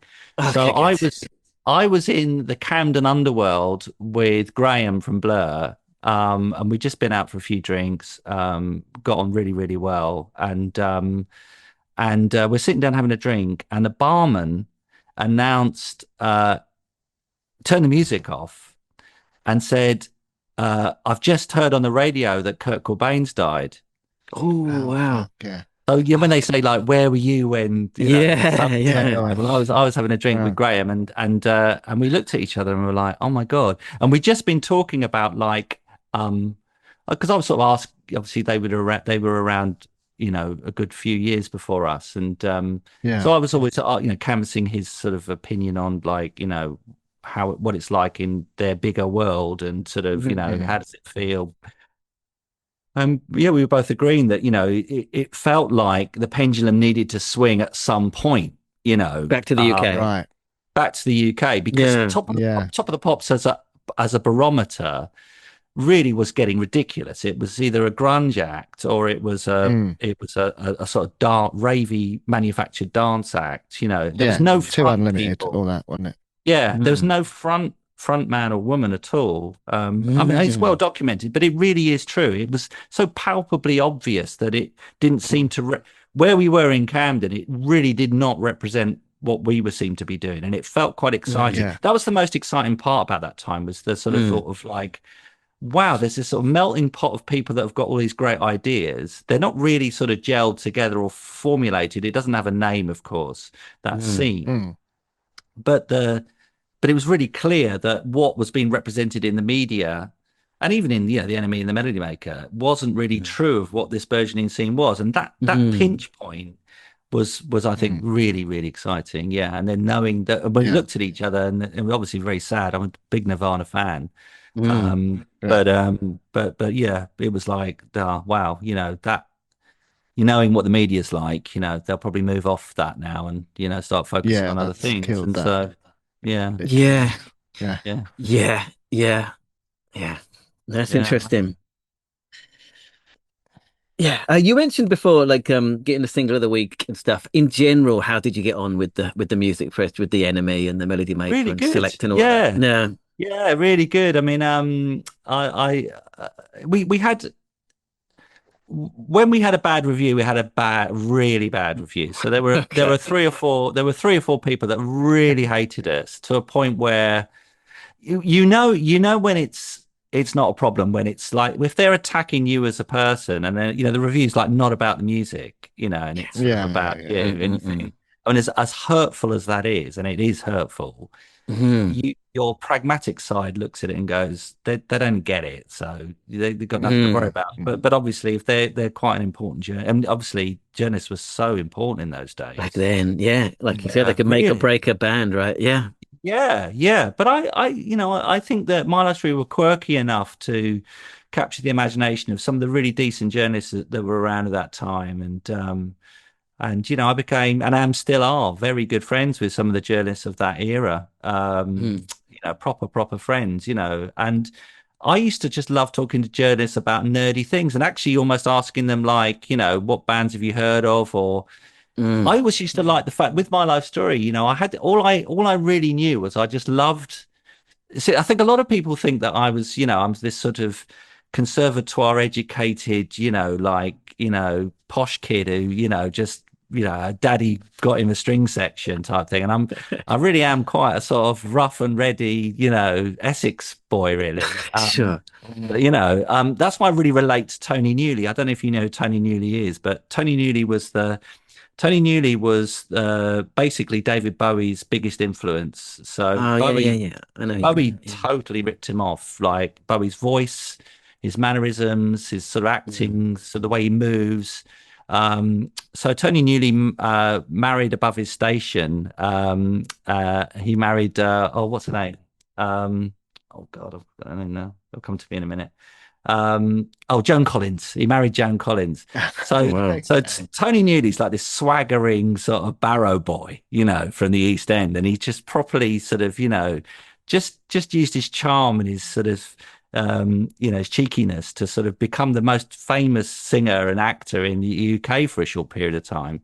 So I really sort of looked at Tony Newley as my role model, really. He was amazing. So so that cool. was another interesting part of those times. Yeah.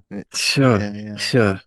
So how and when did you sign to a major label? How did that happen? Was it hard to convince them to sign an 11-piece orchestral? Yeah, it was. Yeah, and I one of the takeaways, I suppose, when I look back at those times, is that I just think how lucky I am that I was given the mechanisms to be able to fulfill my ambition to do something like My Life Story. To have something so grand and so sort of spectacular in, as you say, in these tiny venues, it really did blow people's minds, and so yeah, we funny enough, returning back to Dingwalls, we did a residency at Dingwalls called A Month of Sundays, and we started inviting. We had a new manager by that time, Adrian Boss, who was managing Carter.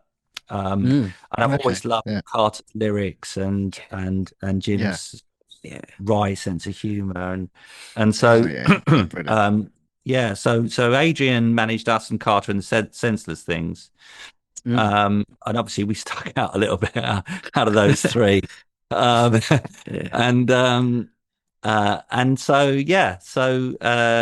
he's a brilliant manager. He really, with Carter, #1 album, and he really was the third member of Carter.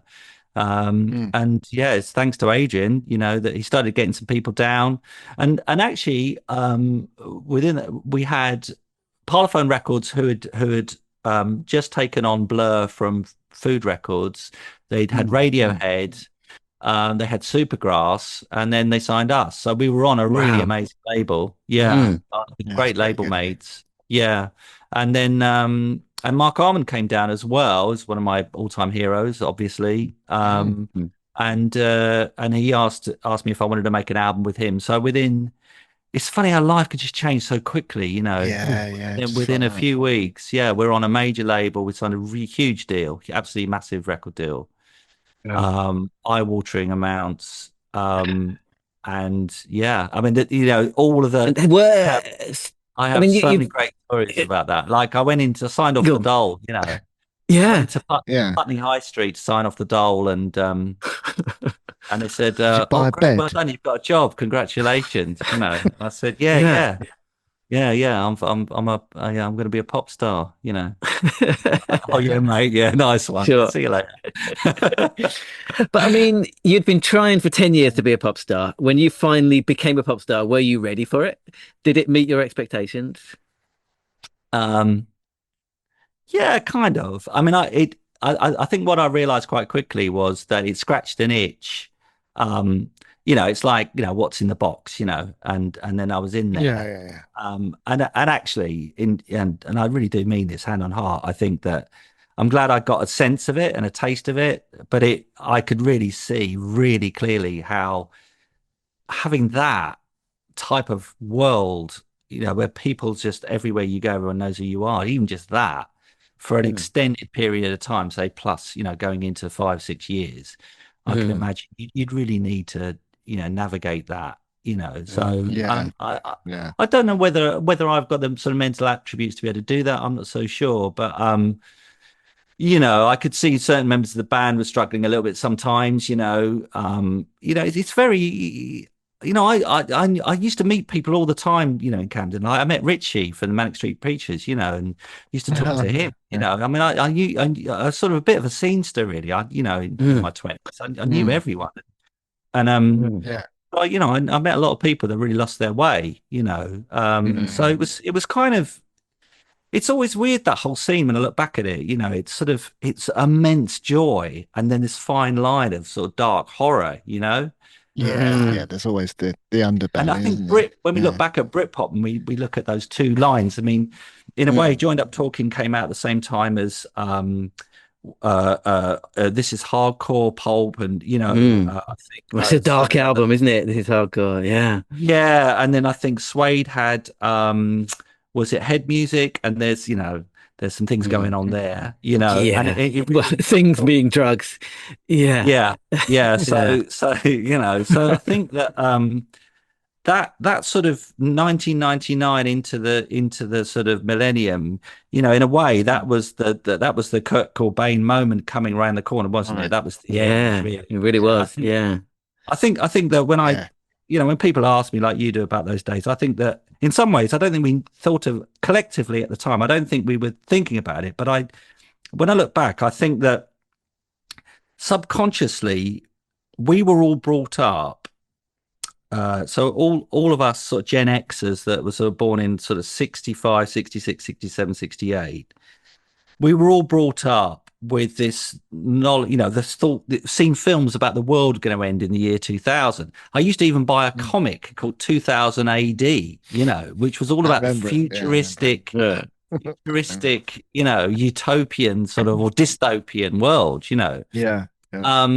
And so I do think that in some ways, I think why Britpop it steals so brutally from the past, particularly the 60s and the 70s, is I think that it's in a way it's our Gen X's sort of way of saying this is our world. You know, our world was like it's all gonna, you know, we really think it is going to end because we were sort of taught that, you know, the year. You know,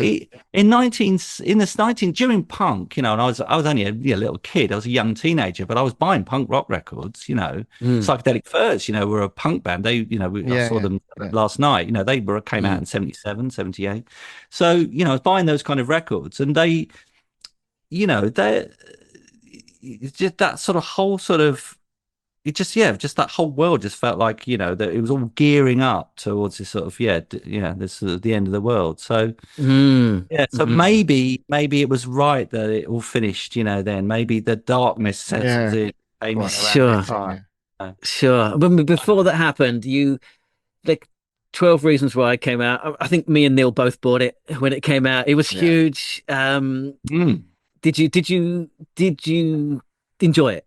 Did you? Were you able to enjoy the moment? Yeah. Yeah, Okay, and thanks for asking those questions, because no one really asked those sort of questions about, did you really enjoy the time? But no, it was amazing. I mean, I was getting in cabs and doing interviews all around the country, and it was on the radio every time. It really was like I'm walking into a shopping center and it's on, How's and that it feel? was Knowing that something that you wrote in your bed sit or whatever, and you're hearing it in Lakeside or wherever, Well, Lakeside wasn't around then, but exactly. It was just a really. I mean, I suppose because I was brought up by two artists, I suppose the way I looked at it was like I was walking around with my own exhibition. It was like I was like, oh, there's my work. It's there, it's everywhere. It's like I'm being given a chance to be heard. And it's an odd record as well. It's not like a sort of it wasn't a normal song by any means. No, So. Yeah, it was amazing. And what was particularly lovely was that the way that there was this sort of weird period in the sort of mid-90s, how people would communicate with each other was that people would buy fax machines. So our manager, Adrian, bought us all a fax machine that we could. So it's basically sending a text by paper, really, Right. They're ridiculous things, weren't they, fax machines? Yeah. So I still use them over here in Japan. They still use fax machines. So I'd sort of wake up and there'd be reams of paper coming out going congratulations from all these people, but unfortunately you can't keep faxes, can you, because they deteriorate over time. So so I mean I've been going through I mentioned like my Patreon thing, but I mean I've been going through. I'm just going to show you some things here, this will interest you. We've been talking about the media, so this is right, here we go. This is that. These are all press cuttings from, I think this is 2000, this one. Yeah. So this one's the year 2000. So this is everything. Oh, so there's like everything. That's Soccer Sick. That's, I don't know if you can see in the microphone. This is a good one. So that's when we, I'm a Fulham supporter, and that's when we won at Stamford Bridge. A sort of a team beat Robbie in the final. A team with Keith Allen in goal. Lily Allen's Keith Allen was in goal. Oh, this is a proper Britpop story. That's great. Oh, there's so many. But then these are like fans. I mean, fanzines were so big at the time. So there was a fanzine named after Sparkle. And so I've been putting these up on my Patreon. This is it's a lot of stuff, isn't it? This one's great. I've got a lovely story here. So this is Loose Ends, Ned Sherrin. So we played live on Loose End. What date is that? That's 24th of March 2001. So it's a bit late. But also appearing on Loose Ends was Lionel Blair. Of course. Story, right? So I'm on Loose Ends with Lionel Blair, Douglas Hurd, the MP, the Conservative MP. And Phil Cornwall was actually from my hometown of Southend-on-Sea, who was a really great comedian who's in a few of the Alan Partridge shows. Right. Yeah. And it was my birthday on this day, and Lionel Blair, God rest his soul, he put his hand on my knee. He put his hand on my knee in the pub. Bet he did. Did he? Yeah. He went, darling, I've not got you a card. And I was like, I don't know you. And he said, let me find you. I've got something I can give you. So he gets this photograph out of his bag, and he writes, "Happy birthday to Jake. Happy birthday, love, Lionel." That's sweet. That's sweet. I said, do you carry photographs of you in a in a sort of woodland glade everywhere you go? He goes, oh no, Jake. He goes, no, this is me at Larry Grayson's funeral. It was given to me by two fans outside Broadcasting House about 10 minutes ago. So this is my campest artifact. It's a picture of Lionel Blair at Larry Grayson's funeral. And it's a birthday card to me. That is sweet. That's quite something. So this is what I've uncovered, So I'm just, going through this stuff. And I'm putting that up on my Patreon, and it's and so people are going on the journey with me and enjoying it. I'll show you one more thing. I love that. Yeah, go on. It's great. So this is great. So this is Cynthia Plastercaster. So Cynthia, do you know much about Cynthia? Yeah, so a little bit. Yeah. Yeah. Explain to the listeners. Okay, so Cynthia Plastercaster used to, in the 1960s, famously cast Jimi Hendrix's cock. But then some other really amazing people, like Wayne Kramer from MC5. She actually did Mick Jagger's. Yeah. No, she didn't do Mick Jagger. Oh, really? No. So there was loads and loads of, like, Gene Simmons from Kiss was begging her to do his. But she goes, I don't like Kiss. That's me and Cynthia. There we are. Oh, well. There you go. Cool.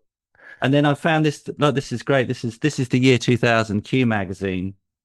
And it's this lovely. I went to Chicago because I in the end I sort of gave in and said, yeah, come on, then let's do it. So this is brilliant article there called Penis Landscape. A picture of me and Cynthia, and there I am with getting your plaster cast down.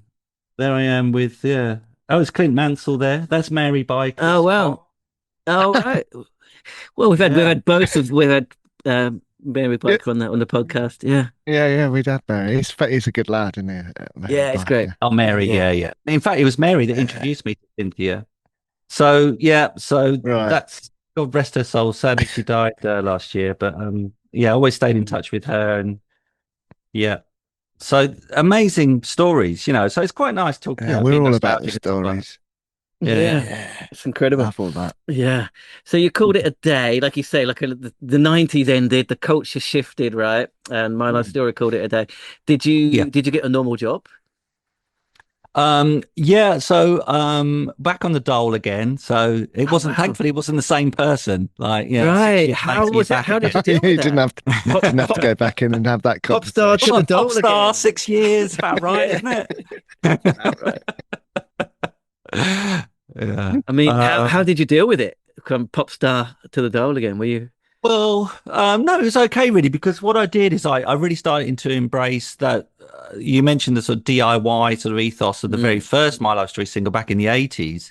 I just went back to my roots really, and thought, and of course the internet, year 2000, year 2001, it's just starting off. and I've just come back. I just spent £900, nearly £1 million of Parlophone's money in a year and a half. And had all these email addresses. This is all new. This stuff. People's Dave blogs at Claranet or whatever, freeserve.com, whatever. And all of that. And I formed a duet, the complete opposite of My Life Story, called Exile Inside. This is again, so I'm going up all around me here. You can't see all, but I've got all my DATs and CDs, and so that was Exile Inside. That was our very first demo. Cool. July 2000. So I was demoing Exile Inside while My Life Story was still going, really. Wow. Because I could sort of see the beginning of the end, really. And so I started to. I came up with the idea of getting angel investors. So I had about 20 investors that all invested £500 each.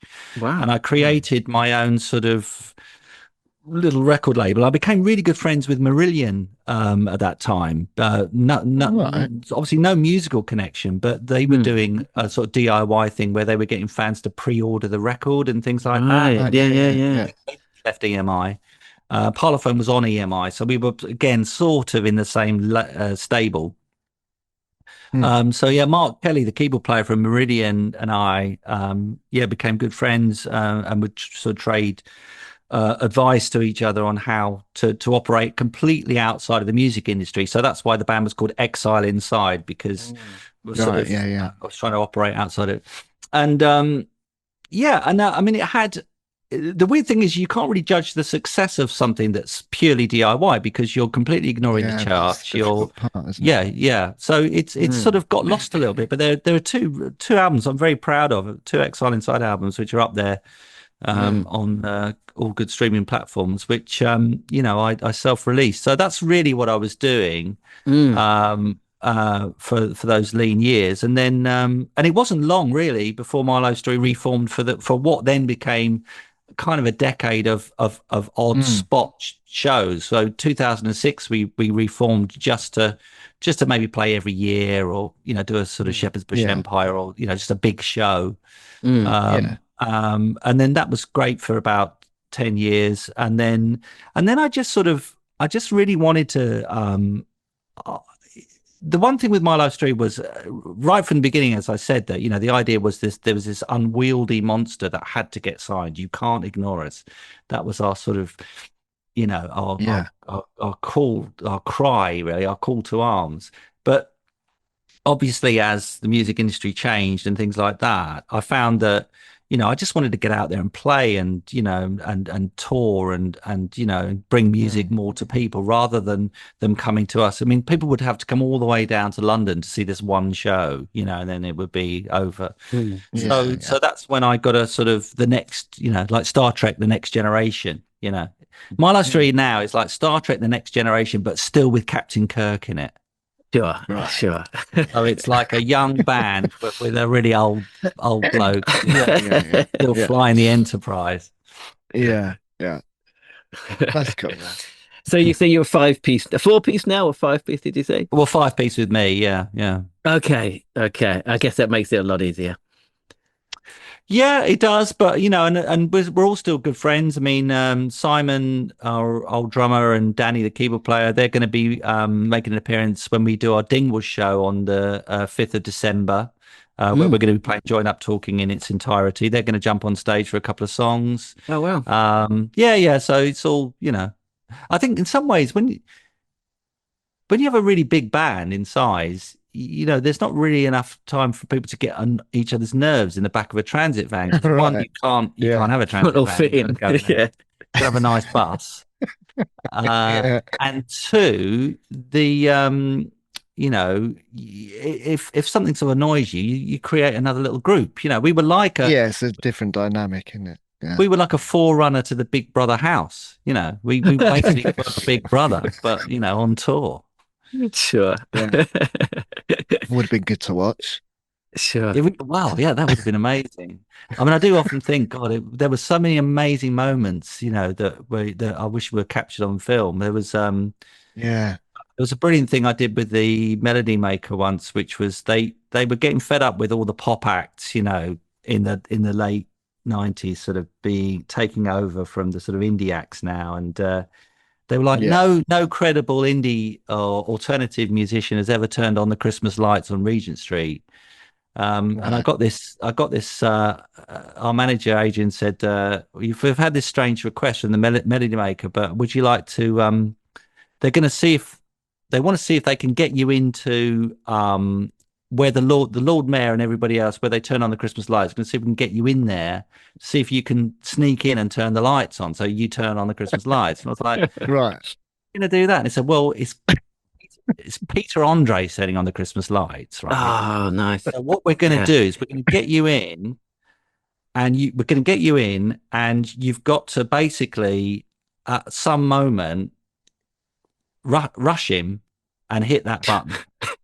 Right, you've got to do this. You've got to do this for all free thinking indie music lovers. I was like, right, I accept the challenge. Sure. And so we got in there, and there's some amazing photos of me and Peter Andre, and no one knows who I am. In fact, the Times put a big picture of me and Peter Andre together, and the caption is Peter Andre at the Christmas Lights launch event with Mark Owen from Take That. So I thought I was Mark Owen. I mean, there's a certain resemblance. Yeah. Sure. And that's not an insult, is it really? Not really. Good looking fella. Yeah. But he's quite little, isn't he, Mark Owen? And, he is quite little. Peter Andre's really little. So I'm sort of like, it's high. I'm like 3 foot higher than Peter Andre.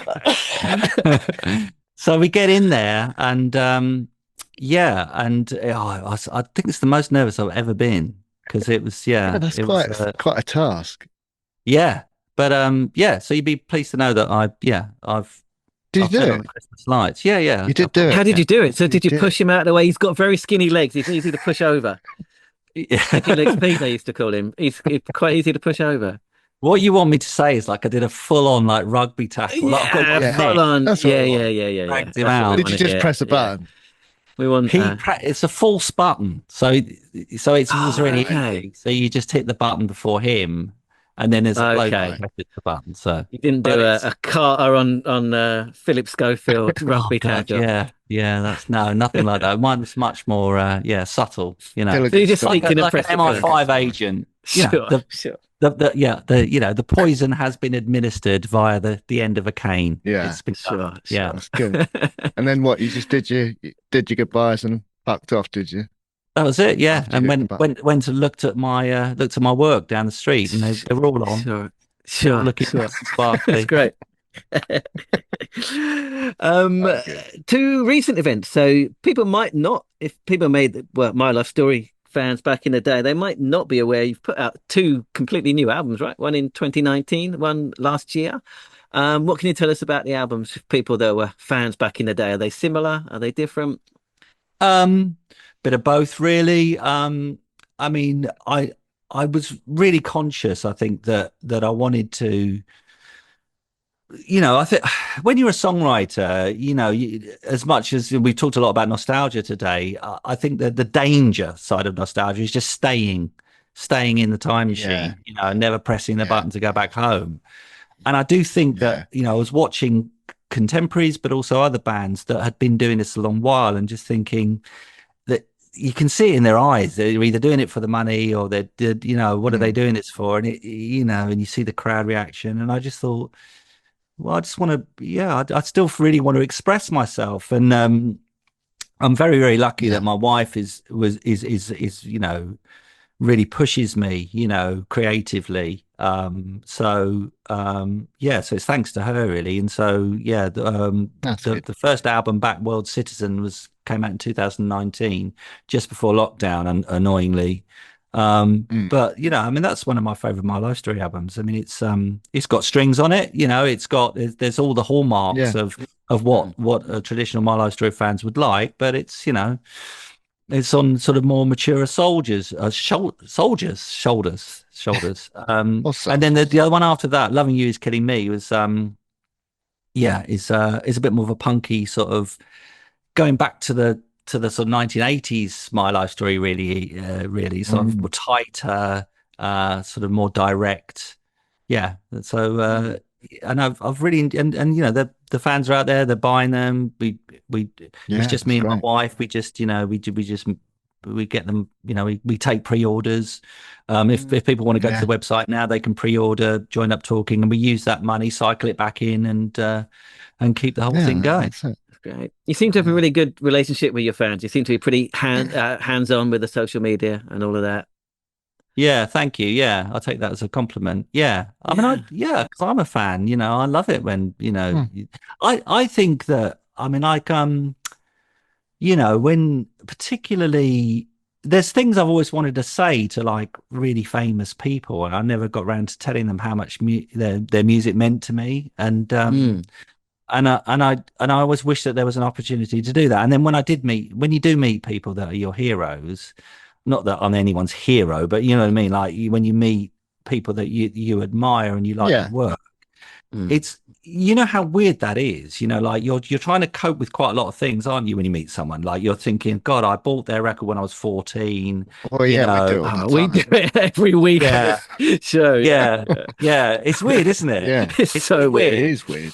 And it's like, it's all about, in a way, it's all about what you're carrying, isn't it? It's not about this person you're talking to. 100%. A very, very massive name drop here, of course, but I was very, very fortunate to work with Morrissey, who's a sort of big hero of mine. I saw the Smiths when I was, 18, 19. I saw them play, 5 or 6 times, almost followed them around the country, really.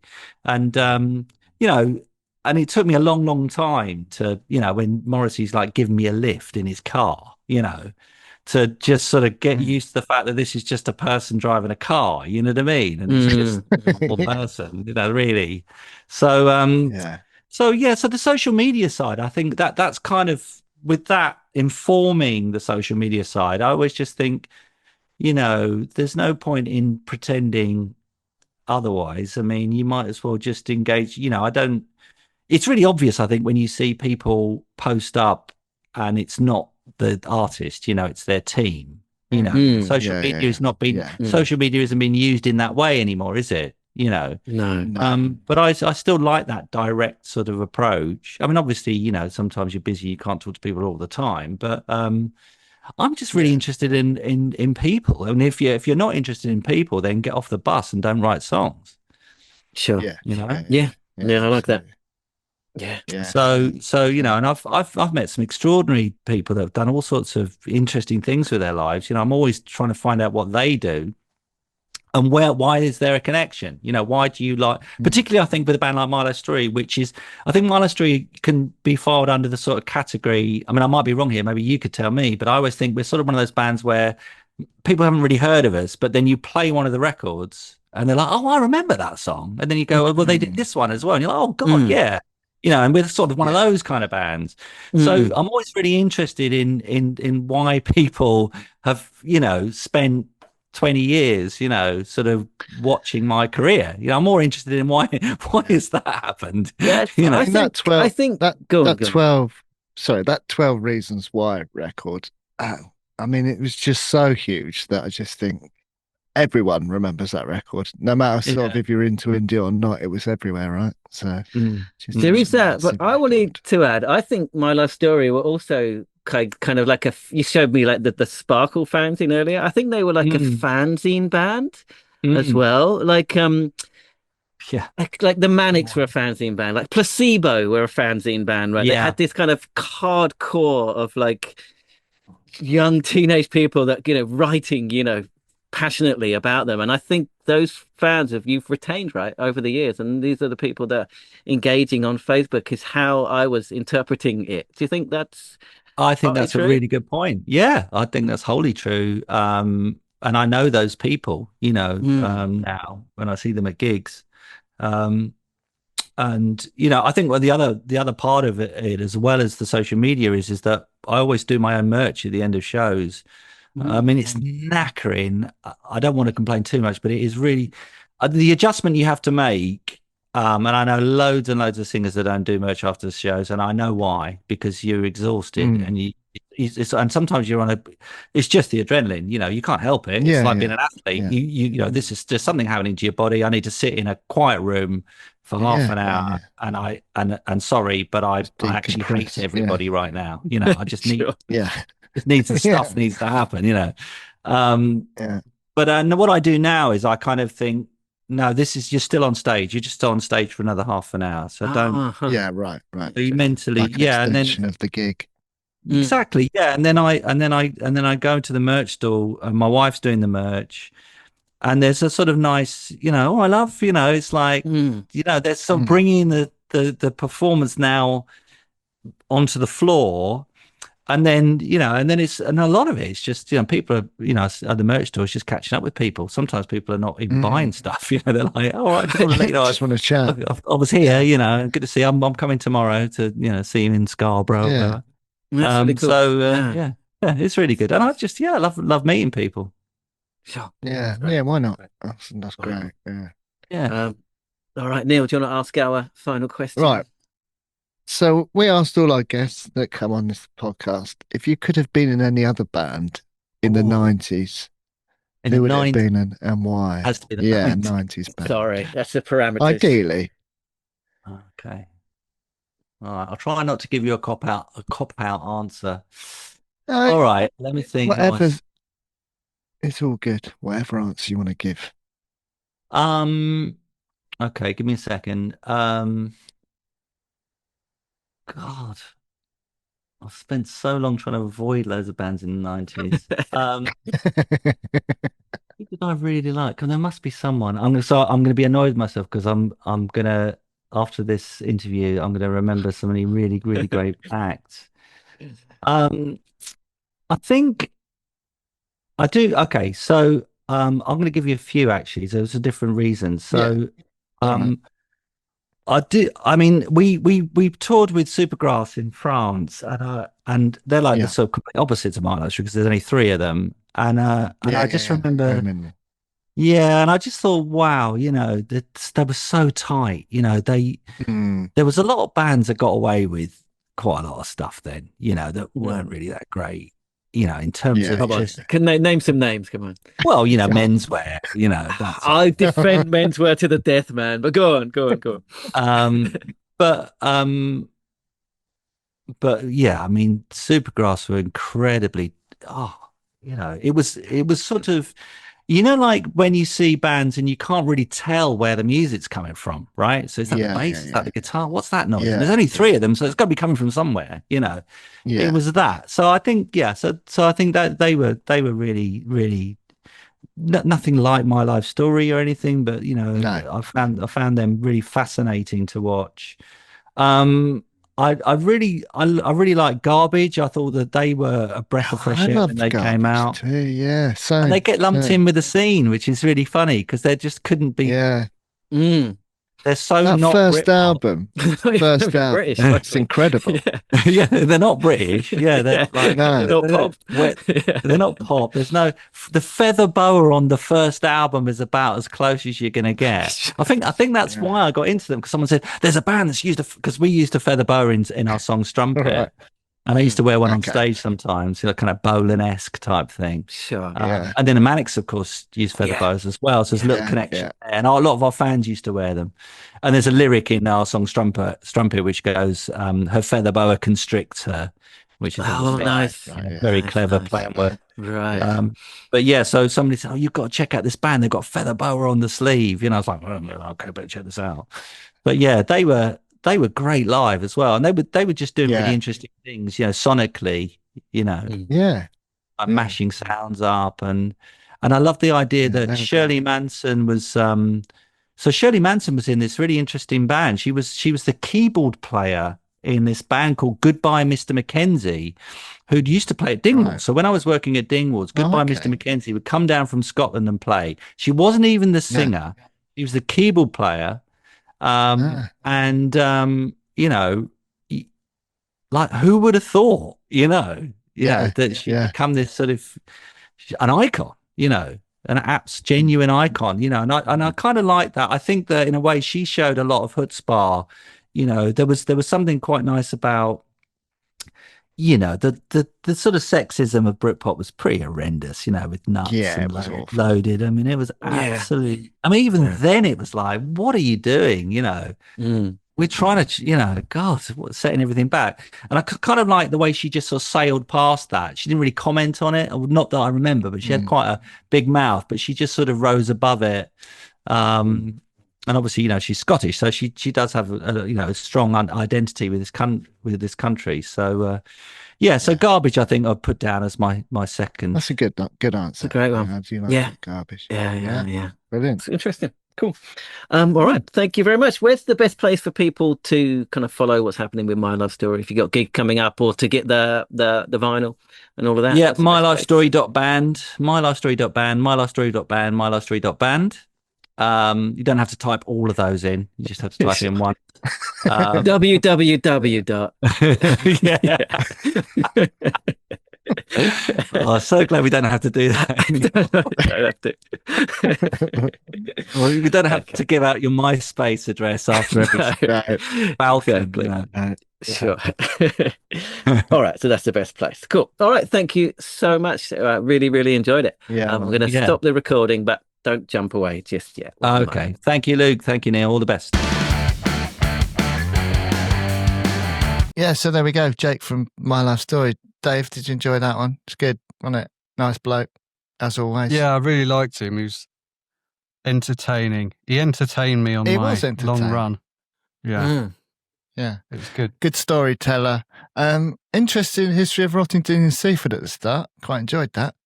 And you two didn't give him any credit at all. You just completely... I'm doing it now. Glazed over it in the interview. Doing it now. Sorry. Did we? Dave's anger is palpable. Sorry, he man. likes history, doesn't he? He thought it was going to be a history episode. Yeah. No, but I have a couple of things on this. Firstly, Neil claiming to be a surfer again. He hasn't surfed for decades.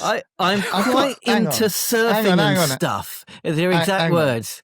What the fuck? Hang on. Bear with me a minute. Having a Ron John surf shack cap is not proof, mate. I got proof of it here. How can he? How can he have proof of it? I'll show you. Here we go. He's furiously AIing himself into a fucking surfboard, just like with Main Street at the arena. I know. Look, this is me. How far does have to go back in time? Yeah, that's me. Oh, that's the intro to Home and Away.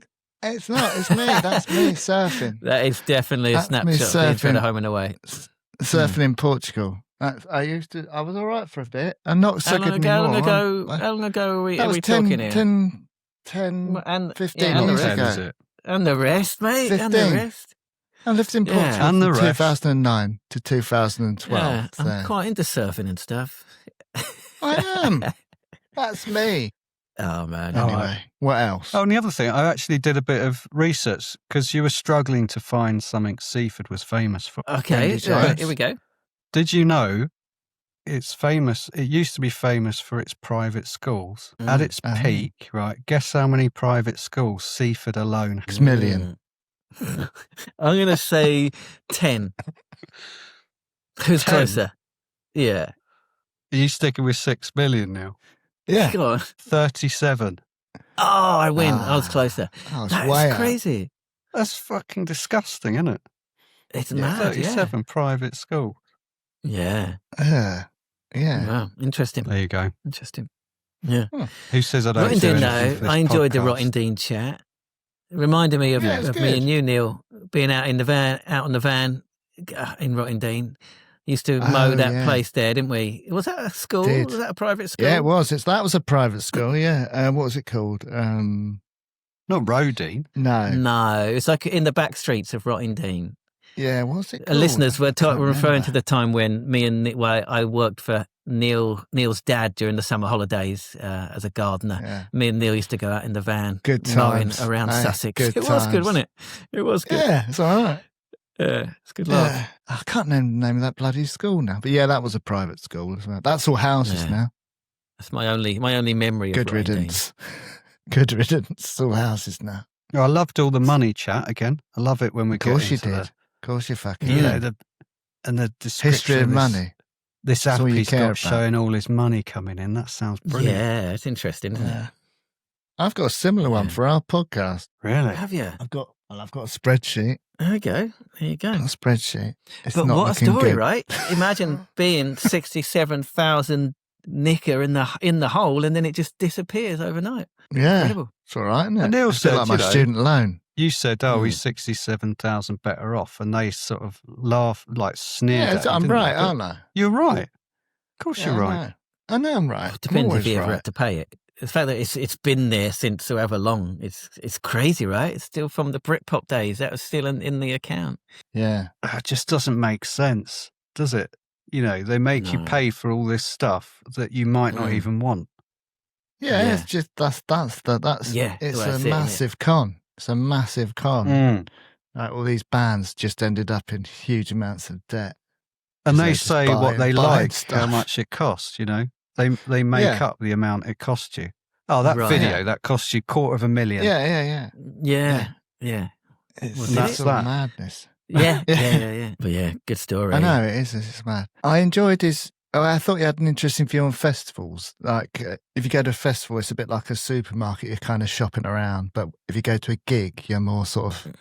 Well, you've chosen that band, haven't you? So it's a different vibe entirely. Guess it's right, isn't it? Yeah, I like it. Yeah, but what's that equivalent to? You got the supermarket, right? That's and a corner shop.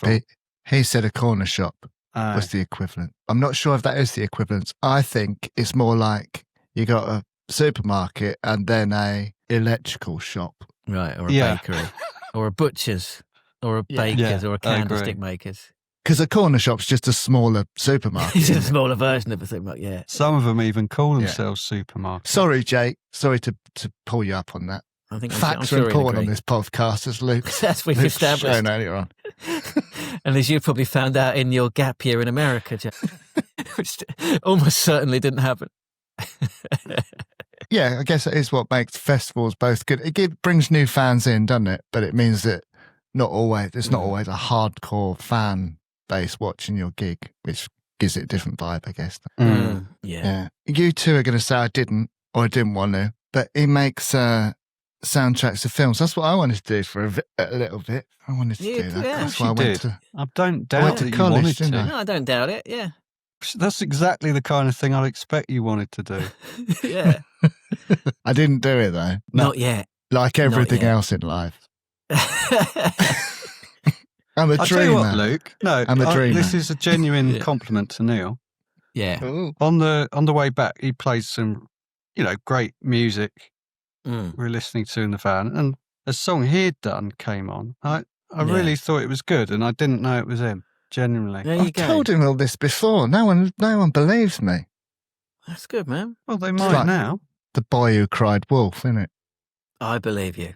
You should get on the soundtrack shit, man. More stuff than ever being made, isn't there? Because of streaming, but there's got to be a market for it. I've got a lot of other stuff going on. This podcast doesn't run itself. You're right. You got all that surfing you do and everything. I told you. I'm into it. I don't really do it anymore. That massive waves coming up in the Pacific, in Hawaii soon. It's like you're into 50-year storm, man. It's like, you're into music. Can't play a note. It's the same thing, isn't it? Is it? Can you be into surfing without fucking hitting the waves? I used to do it.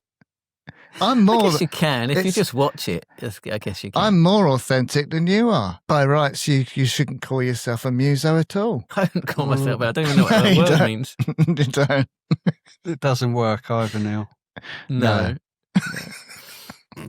Most of my arguments don't, to be fair. Yeah. Man, the Blur story of Damon pulling the plug. What a petty fucker. That's so great. That's really. I was thinking about how that could be true, though, and I think he was probably wasted, wasn't he? Pissed off his head. Yeah, I would have thought so. And then I could see it. You got to have a lot of what's it called? You got to have some balls to do that, haven't you? Because it's not just the band you're pissing off; it's the sound guy, it's the venue. Yeah, the audience. Yeah. It was probably a drunken sort of. Yeah. I reckon Dave's Neil, that's what I think it was done in a fit of jealousy. I think it was. Yeah, Neil should have done it when Main Street and this other band were both playing in London. Should have done. They'd have never got signed. The other one got signed. Oh, really? Yeah, but all that would have happened is they wouldn't have got. What happened? And I didn't. Well, there's a band called Air Traffic. They did quite well. Oh, that's the one you mentioned last week. Yeah. Yeah, they had top 40 hits and stuff. They were massive in Belgium, headlining festivals over there. So you played together. Did really well. We took them up. They supported us. We wasn't a support. They played with us we both played in London, and we got lots of A&R guys down and stuff. I think they did as well, but they got signed, and we didn't. And Main Street didn't. Oh, mate, total sliding so Dave's windows saying moment. we should have pulled the plug on their gig. It wasn't. Yeah. Okay. Oh, interesting. But they probably still would have, and we still wouldn't have. So I reckon it would tip the balance. They'd have it would have done what spunky lads you were and signed you instead. Yeah, rock stars pulling the fucking plug on the big gig and stuff. Yeah, you're right, actually. Yeah, that's true. Oh well. But anyway, good story. And again, Damon, if you're listening, mate, confirm or deny. Yeah, if you can remember. It's your right to reply. Yeah. Britpop chat, always like a bit of Britpop chat. Again, talked about the lack of camaraderie in Britpop. Comes up again and again, doesn't it? The bitchiness of Britpop. Bitch pop. That's what they should have called it. Yeah, I like it. Yeah, it doesn't sound like a pleasant just people trying to fuck each other over. Yeah. But I guess that sort of spurs you on to do better as well, you know? To get one up on the other bands and stuff. I don't know. I'd have liked it. I'd liked being in it, whatever. As long as I was famous, I wouldn't have cared. Not for me. That kind of style, man. No, you'd have hated it. Yeah. You'd have hated it. Yeah. There's no need for it. You don't have to fuck other people over to get ahead. There's room for everyone, you know? Yeah, also the story about when he was having a drink with Graham Coxon when he heard about Kurt Cobain dying. Yeah. I mean, that's pretty cool. Again, cool story. Not cool that he died, but... Yeah, and they were so that was saying, 94, right? So interesting, yeah.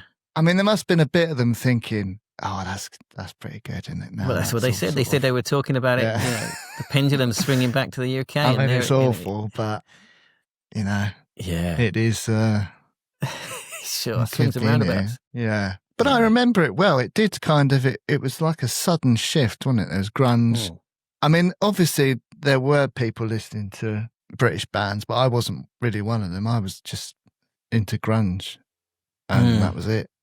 And then that kind of, I don't know. Well, we were listening to Smash and stuff by then, weren't we? Yeah. 94. Yeah, I guess. Yeah. There was like a real sort of, that's it, grunge is done, wasn't it? It didn't sort of fade out, it just stopped. It did. It was really, It definitely maybe came out, didn't it? When, I don't know the month it was in 94, but it can't have been that long after Kurt died. No, it wasn't. No, it can't have been. Yeah, it was a real sort of, that's that, and now we're doing this.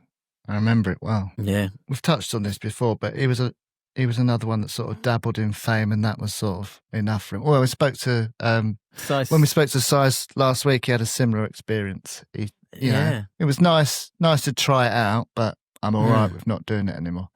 That again, I just can't see me of being like that. Well, Jake seemed to enjoy it more than Sice, right? Jake said he did enjoy it and he did have fun, but he said he couldn't have done it for a long time. He couldn't have endured it for decades and decades.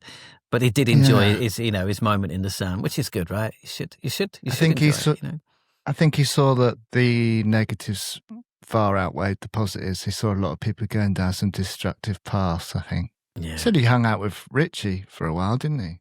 That's interesting. Yeah, that was quite intriguing. It was a shame you didn't press him on that a bit. Yeah, should have done. Yeah. Fucking hell. So he's complaining about our interview today. Sounds it. He's still got a fucking cob.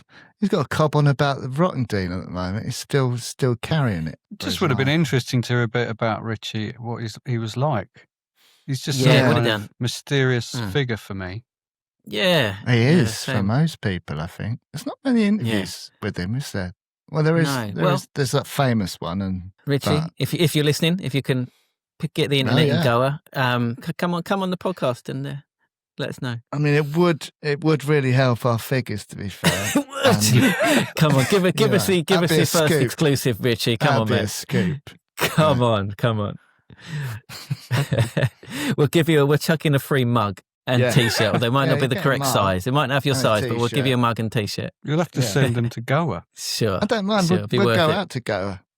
Be all right. Right. Before we leave Britpop, his kind of theory that Britpop was reaching back to the past to kind of stave off the millennial Armageddon of the existentialist kind of fear of the millennium was an interesting concept, wasn't it? I like that. I don't remember. I don't remember fearing the millennium. People did, didn't they? It marked a line, didn't it? It really did. Mark a line. It felt like the end of something. It was rather than the start of something. Start of Travis. Yeah, they were before then. But 99, wasn't it? They were big. Yeah, but that's an interesting idea, right? Kind of holding on to those last remnants of the century that's about to disappear. Oh, it's interesting. Yeah, and the uncertainty of even then, they didn't know how technology really worked. It could have just all sort of, the robots could have taken over down in the planes. Where are you getting this from? They did. They took over the beer servers, everything. Someone knows how technology works. Well, no, that's not true. That's not true. No one, no one in the year person 2000 knows everything. It was. But no one really knew whether the planes were going to stop working or not, did they? Y2K, the bug has started. That was the KLF track, wasn't it? Yeah. Literally nothing happened though, did it? Did it though? That's because they put everything in place. Yeah, they fixed it. They fixed it all. That's why nothing happened. Bit of a damp squib in the end, though, wasn't it, with the old Millennium? We had a good night. Did have a good night. Brighton Beach, wasn't it? Brighton Beach. I wish I hadn't drunk fireworks, port, party at my place. Good times, man. Good times. It's all right, yeah. I watched the video to 12 Reasons Why before I came on. It's really good. You can see it's really high budget, like back then. Yeah, there's quite a lot going on. It's a lot of reasons, isn't it? 12.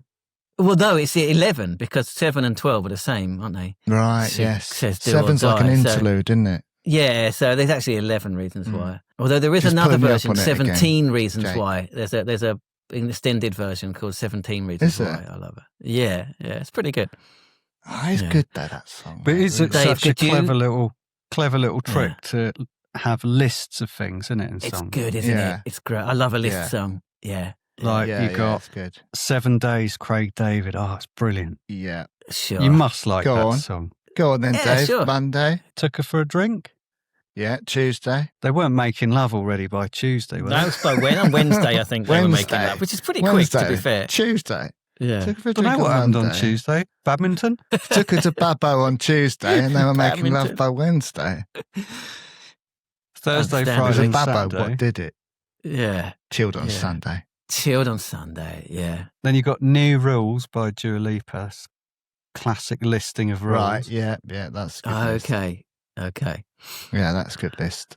Counting Trying to get them onto the Crows. playlist, man. Put Counting right. Crows on. No, that's no That's counting. not a song. I think there is a song about Counting Crows in the Counting Crows catalogue. We don't count crows over here, do we? We count Magpies. magpies. Which is a Is kind that of the crow. American equivalent?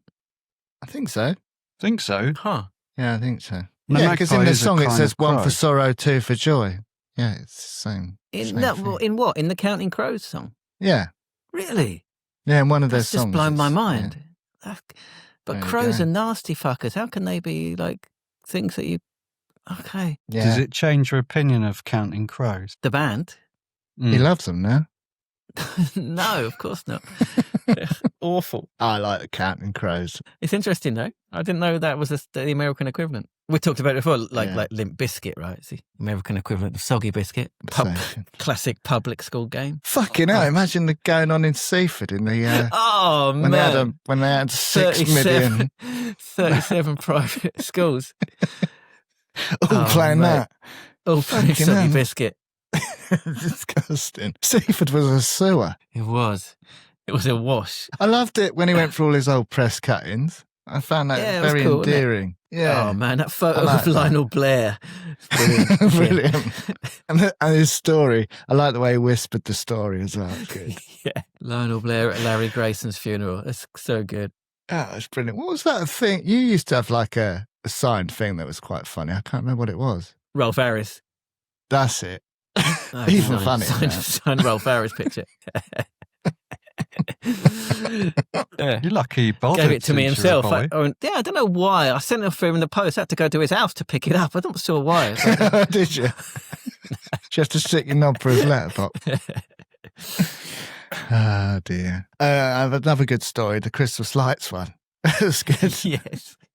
That's I good. couldn't have done Yeah. I that. love stuff like that. That sounded a No, bit that like takes balls, man. I don't Handing think I out could have done leaflets that. to me. You never miss an opportunity to get in about his little legs, do you?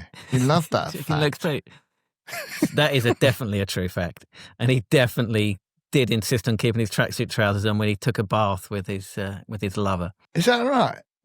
Yeah. I mean, It's another looking of back his now, facts. I think It's another a lot of his fact. They were in a videos, sexy bath, but he kept his tracksuit a lot of on. his videos, he's waist deep in water, so you can't see his tiny little chicken legs. No, never Yeah. shows them. He Makes should have. He sense. was just lazy on leg day, was he? Have we? Probably Yeah, he already couldn't be said bothered that with leg before? day. Put a lot of effort into Into the ab abs. day.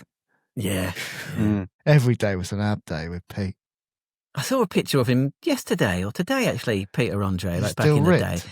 He was hanging up. Well, it's like an old photo. He's like Ah, hanging he on was- some he like, was parallel ripped, bars. yeah. His abs were like insane. He did ruin the whole button thing for me, though, because I didn't realise it was a fake button. And now I know. Don't Mm. worry. I knew that before, but you forget, and the magic comes back again. Don't worry too much. Your mind to be Okay. tricked. Yeah. Okay. But what's the point of that anyway? Why do you need a double button? What are they going to mess up in case they press it too quick? Yeah, and it's an oversized button, isn't it? Oh, Yeah, so no fake. buttons So it are looks really like like it. that, are they? Right. Okay. Yeah. What with button written on it? Yeah. Yeah. Well, it's like the giant checks they give people. You can't go to the bank and give that in. Do you know what I mean? It's just You can. You can. I'm that's sure not someone used to right. claim that you could, that they were legal tender. You can't. You can't. Oh man, that spoiled everything. Don't worry. You'll Loads, forget. haven't you? Okay, cool. Yeah. Yeah. And what I also liked, and I think more bands should do that, is doing the whole selling the merch after their gigs. It's a good way to. Didn't you say didn't one of the gigs you go to, they were selling their own merch? Yeah, a lot of the gigs I go to, the bands are selling their own stuff. Yeah, all the time. We used to sell Oh, what- merch after our gigs. Main Street. Yeah. You can have a little board with merch on it. Have you got any Main Street t-shirts left? I might have one in here. I wouldn't mind a Main Street t-shirt. Sure, I've got one somewhere. I might wear it for the next one. I just wanted to mention the idea of them as a fanzine band. Yeah, I don't know what you're talking about. I think I didn't explain it properly. That's why I wanted to talk about it now. You did. You're just trying to be clever. I got it crystal clear. There's a certain type of band. You need helps if you wear eyeliner and a feather boa, basically. A bit of eyeliner and a feather boa gives you this kind of devoted kind of fan base. And they had it. Manson, I mentioned Manson, Mannix, Placebo, those kind of bands. And like the reason I know is because when I go to like do my research, like I found like a My Life Story like fan page from 2001 or something, like really old school kind of internet fan page, just put together by like a fan. And it helps if you have a bit of boys with eyeliner and feather boas, gets that kind of devoted fan basically. But why the feather boa? Why is that a thing?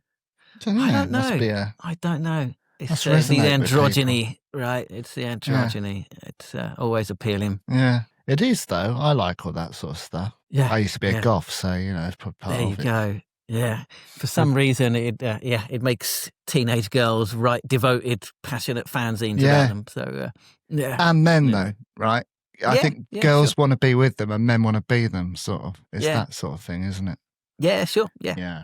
Alrighty. So that's it for this one. Thanks so much to Jake for coming on.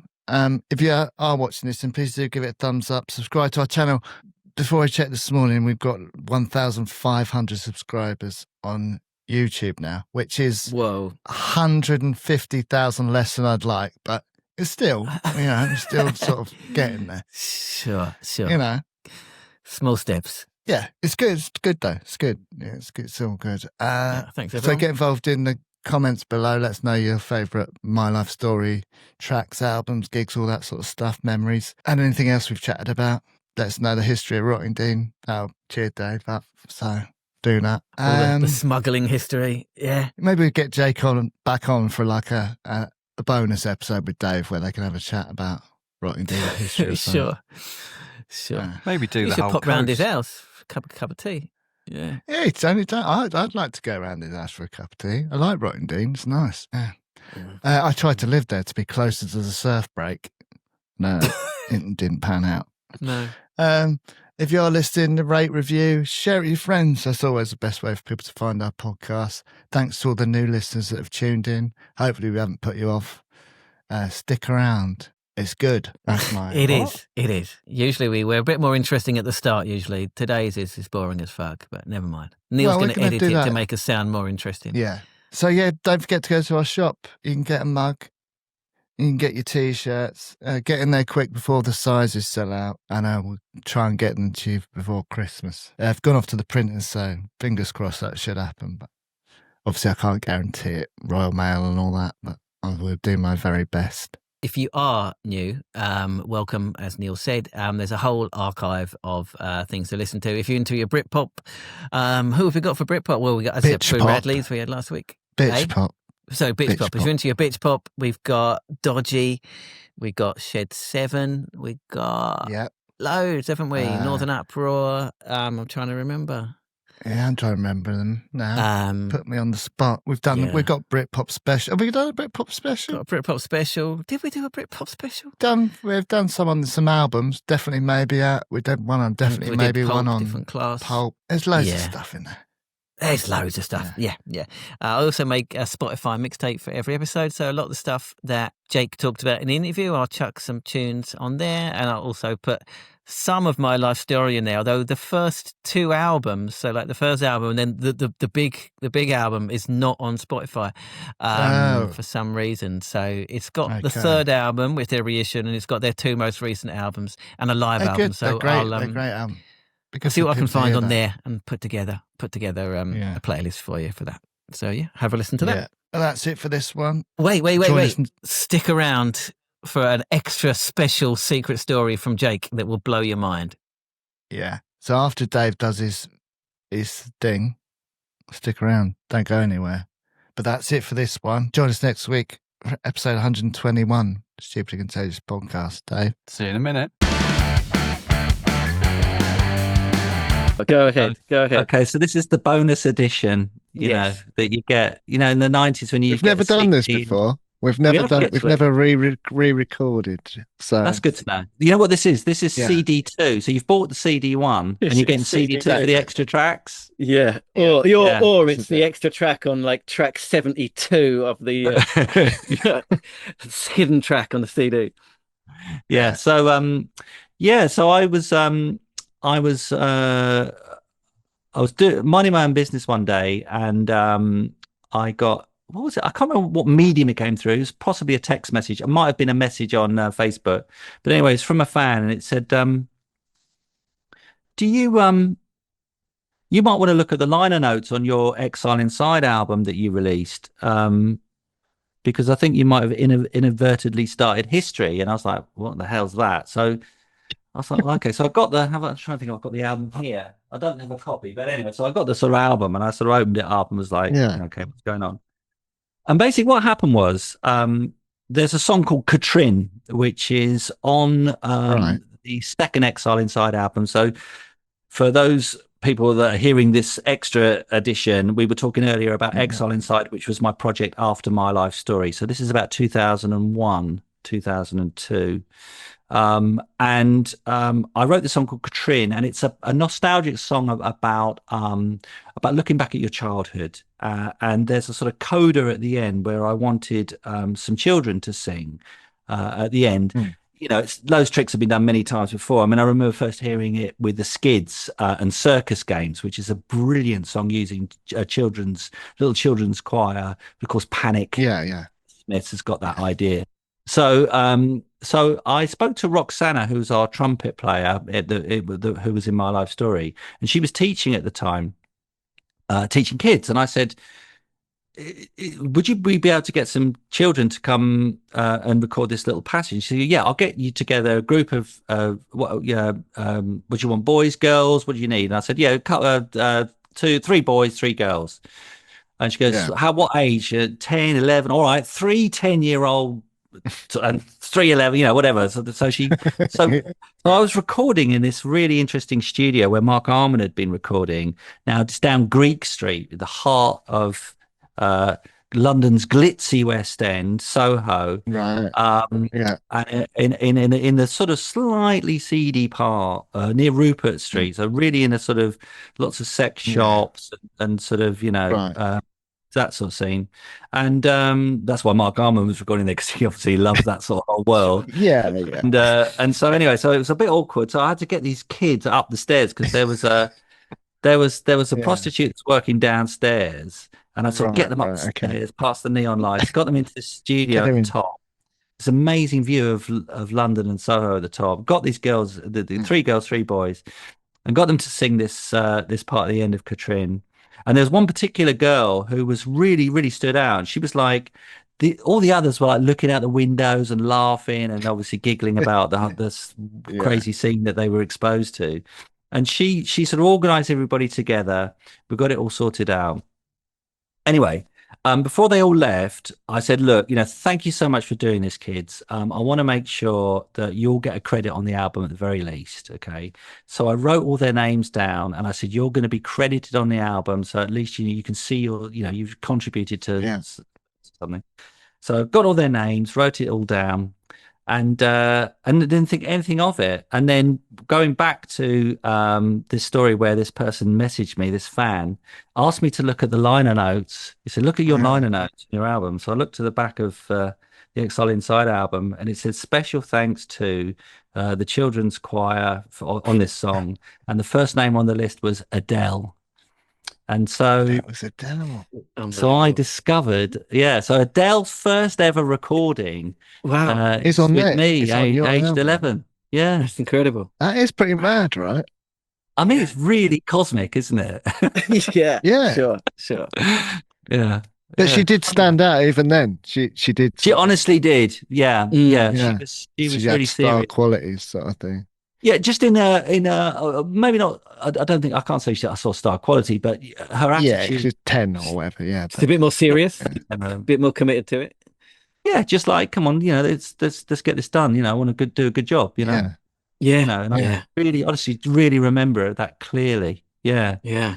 So me and Rox discovered Adele. Yeah, and there you go. It's pretty good. And I've been trying. If you ever get her on, can you tell her? Because I've got an album for her here. Right. She might have lost the original copy. Sure. Her parents might have thrown it out with all her old. Well, she might be listening to this. She might. Adele, if you're listening, get in touch with Jake. Yeah. There you go. CD waiting for you. That's brilliant. All right. Thank you so much for that story. Incredible.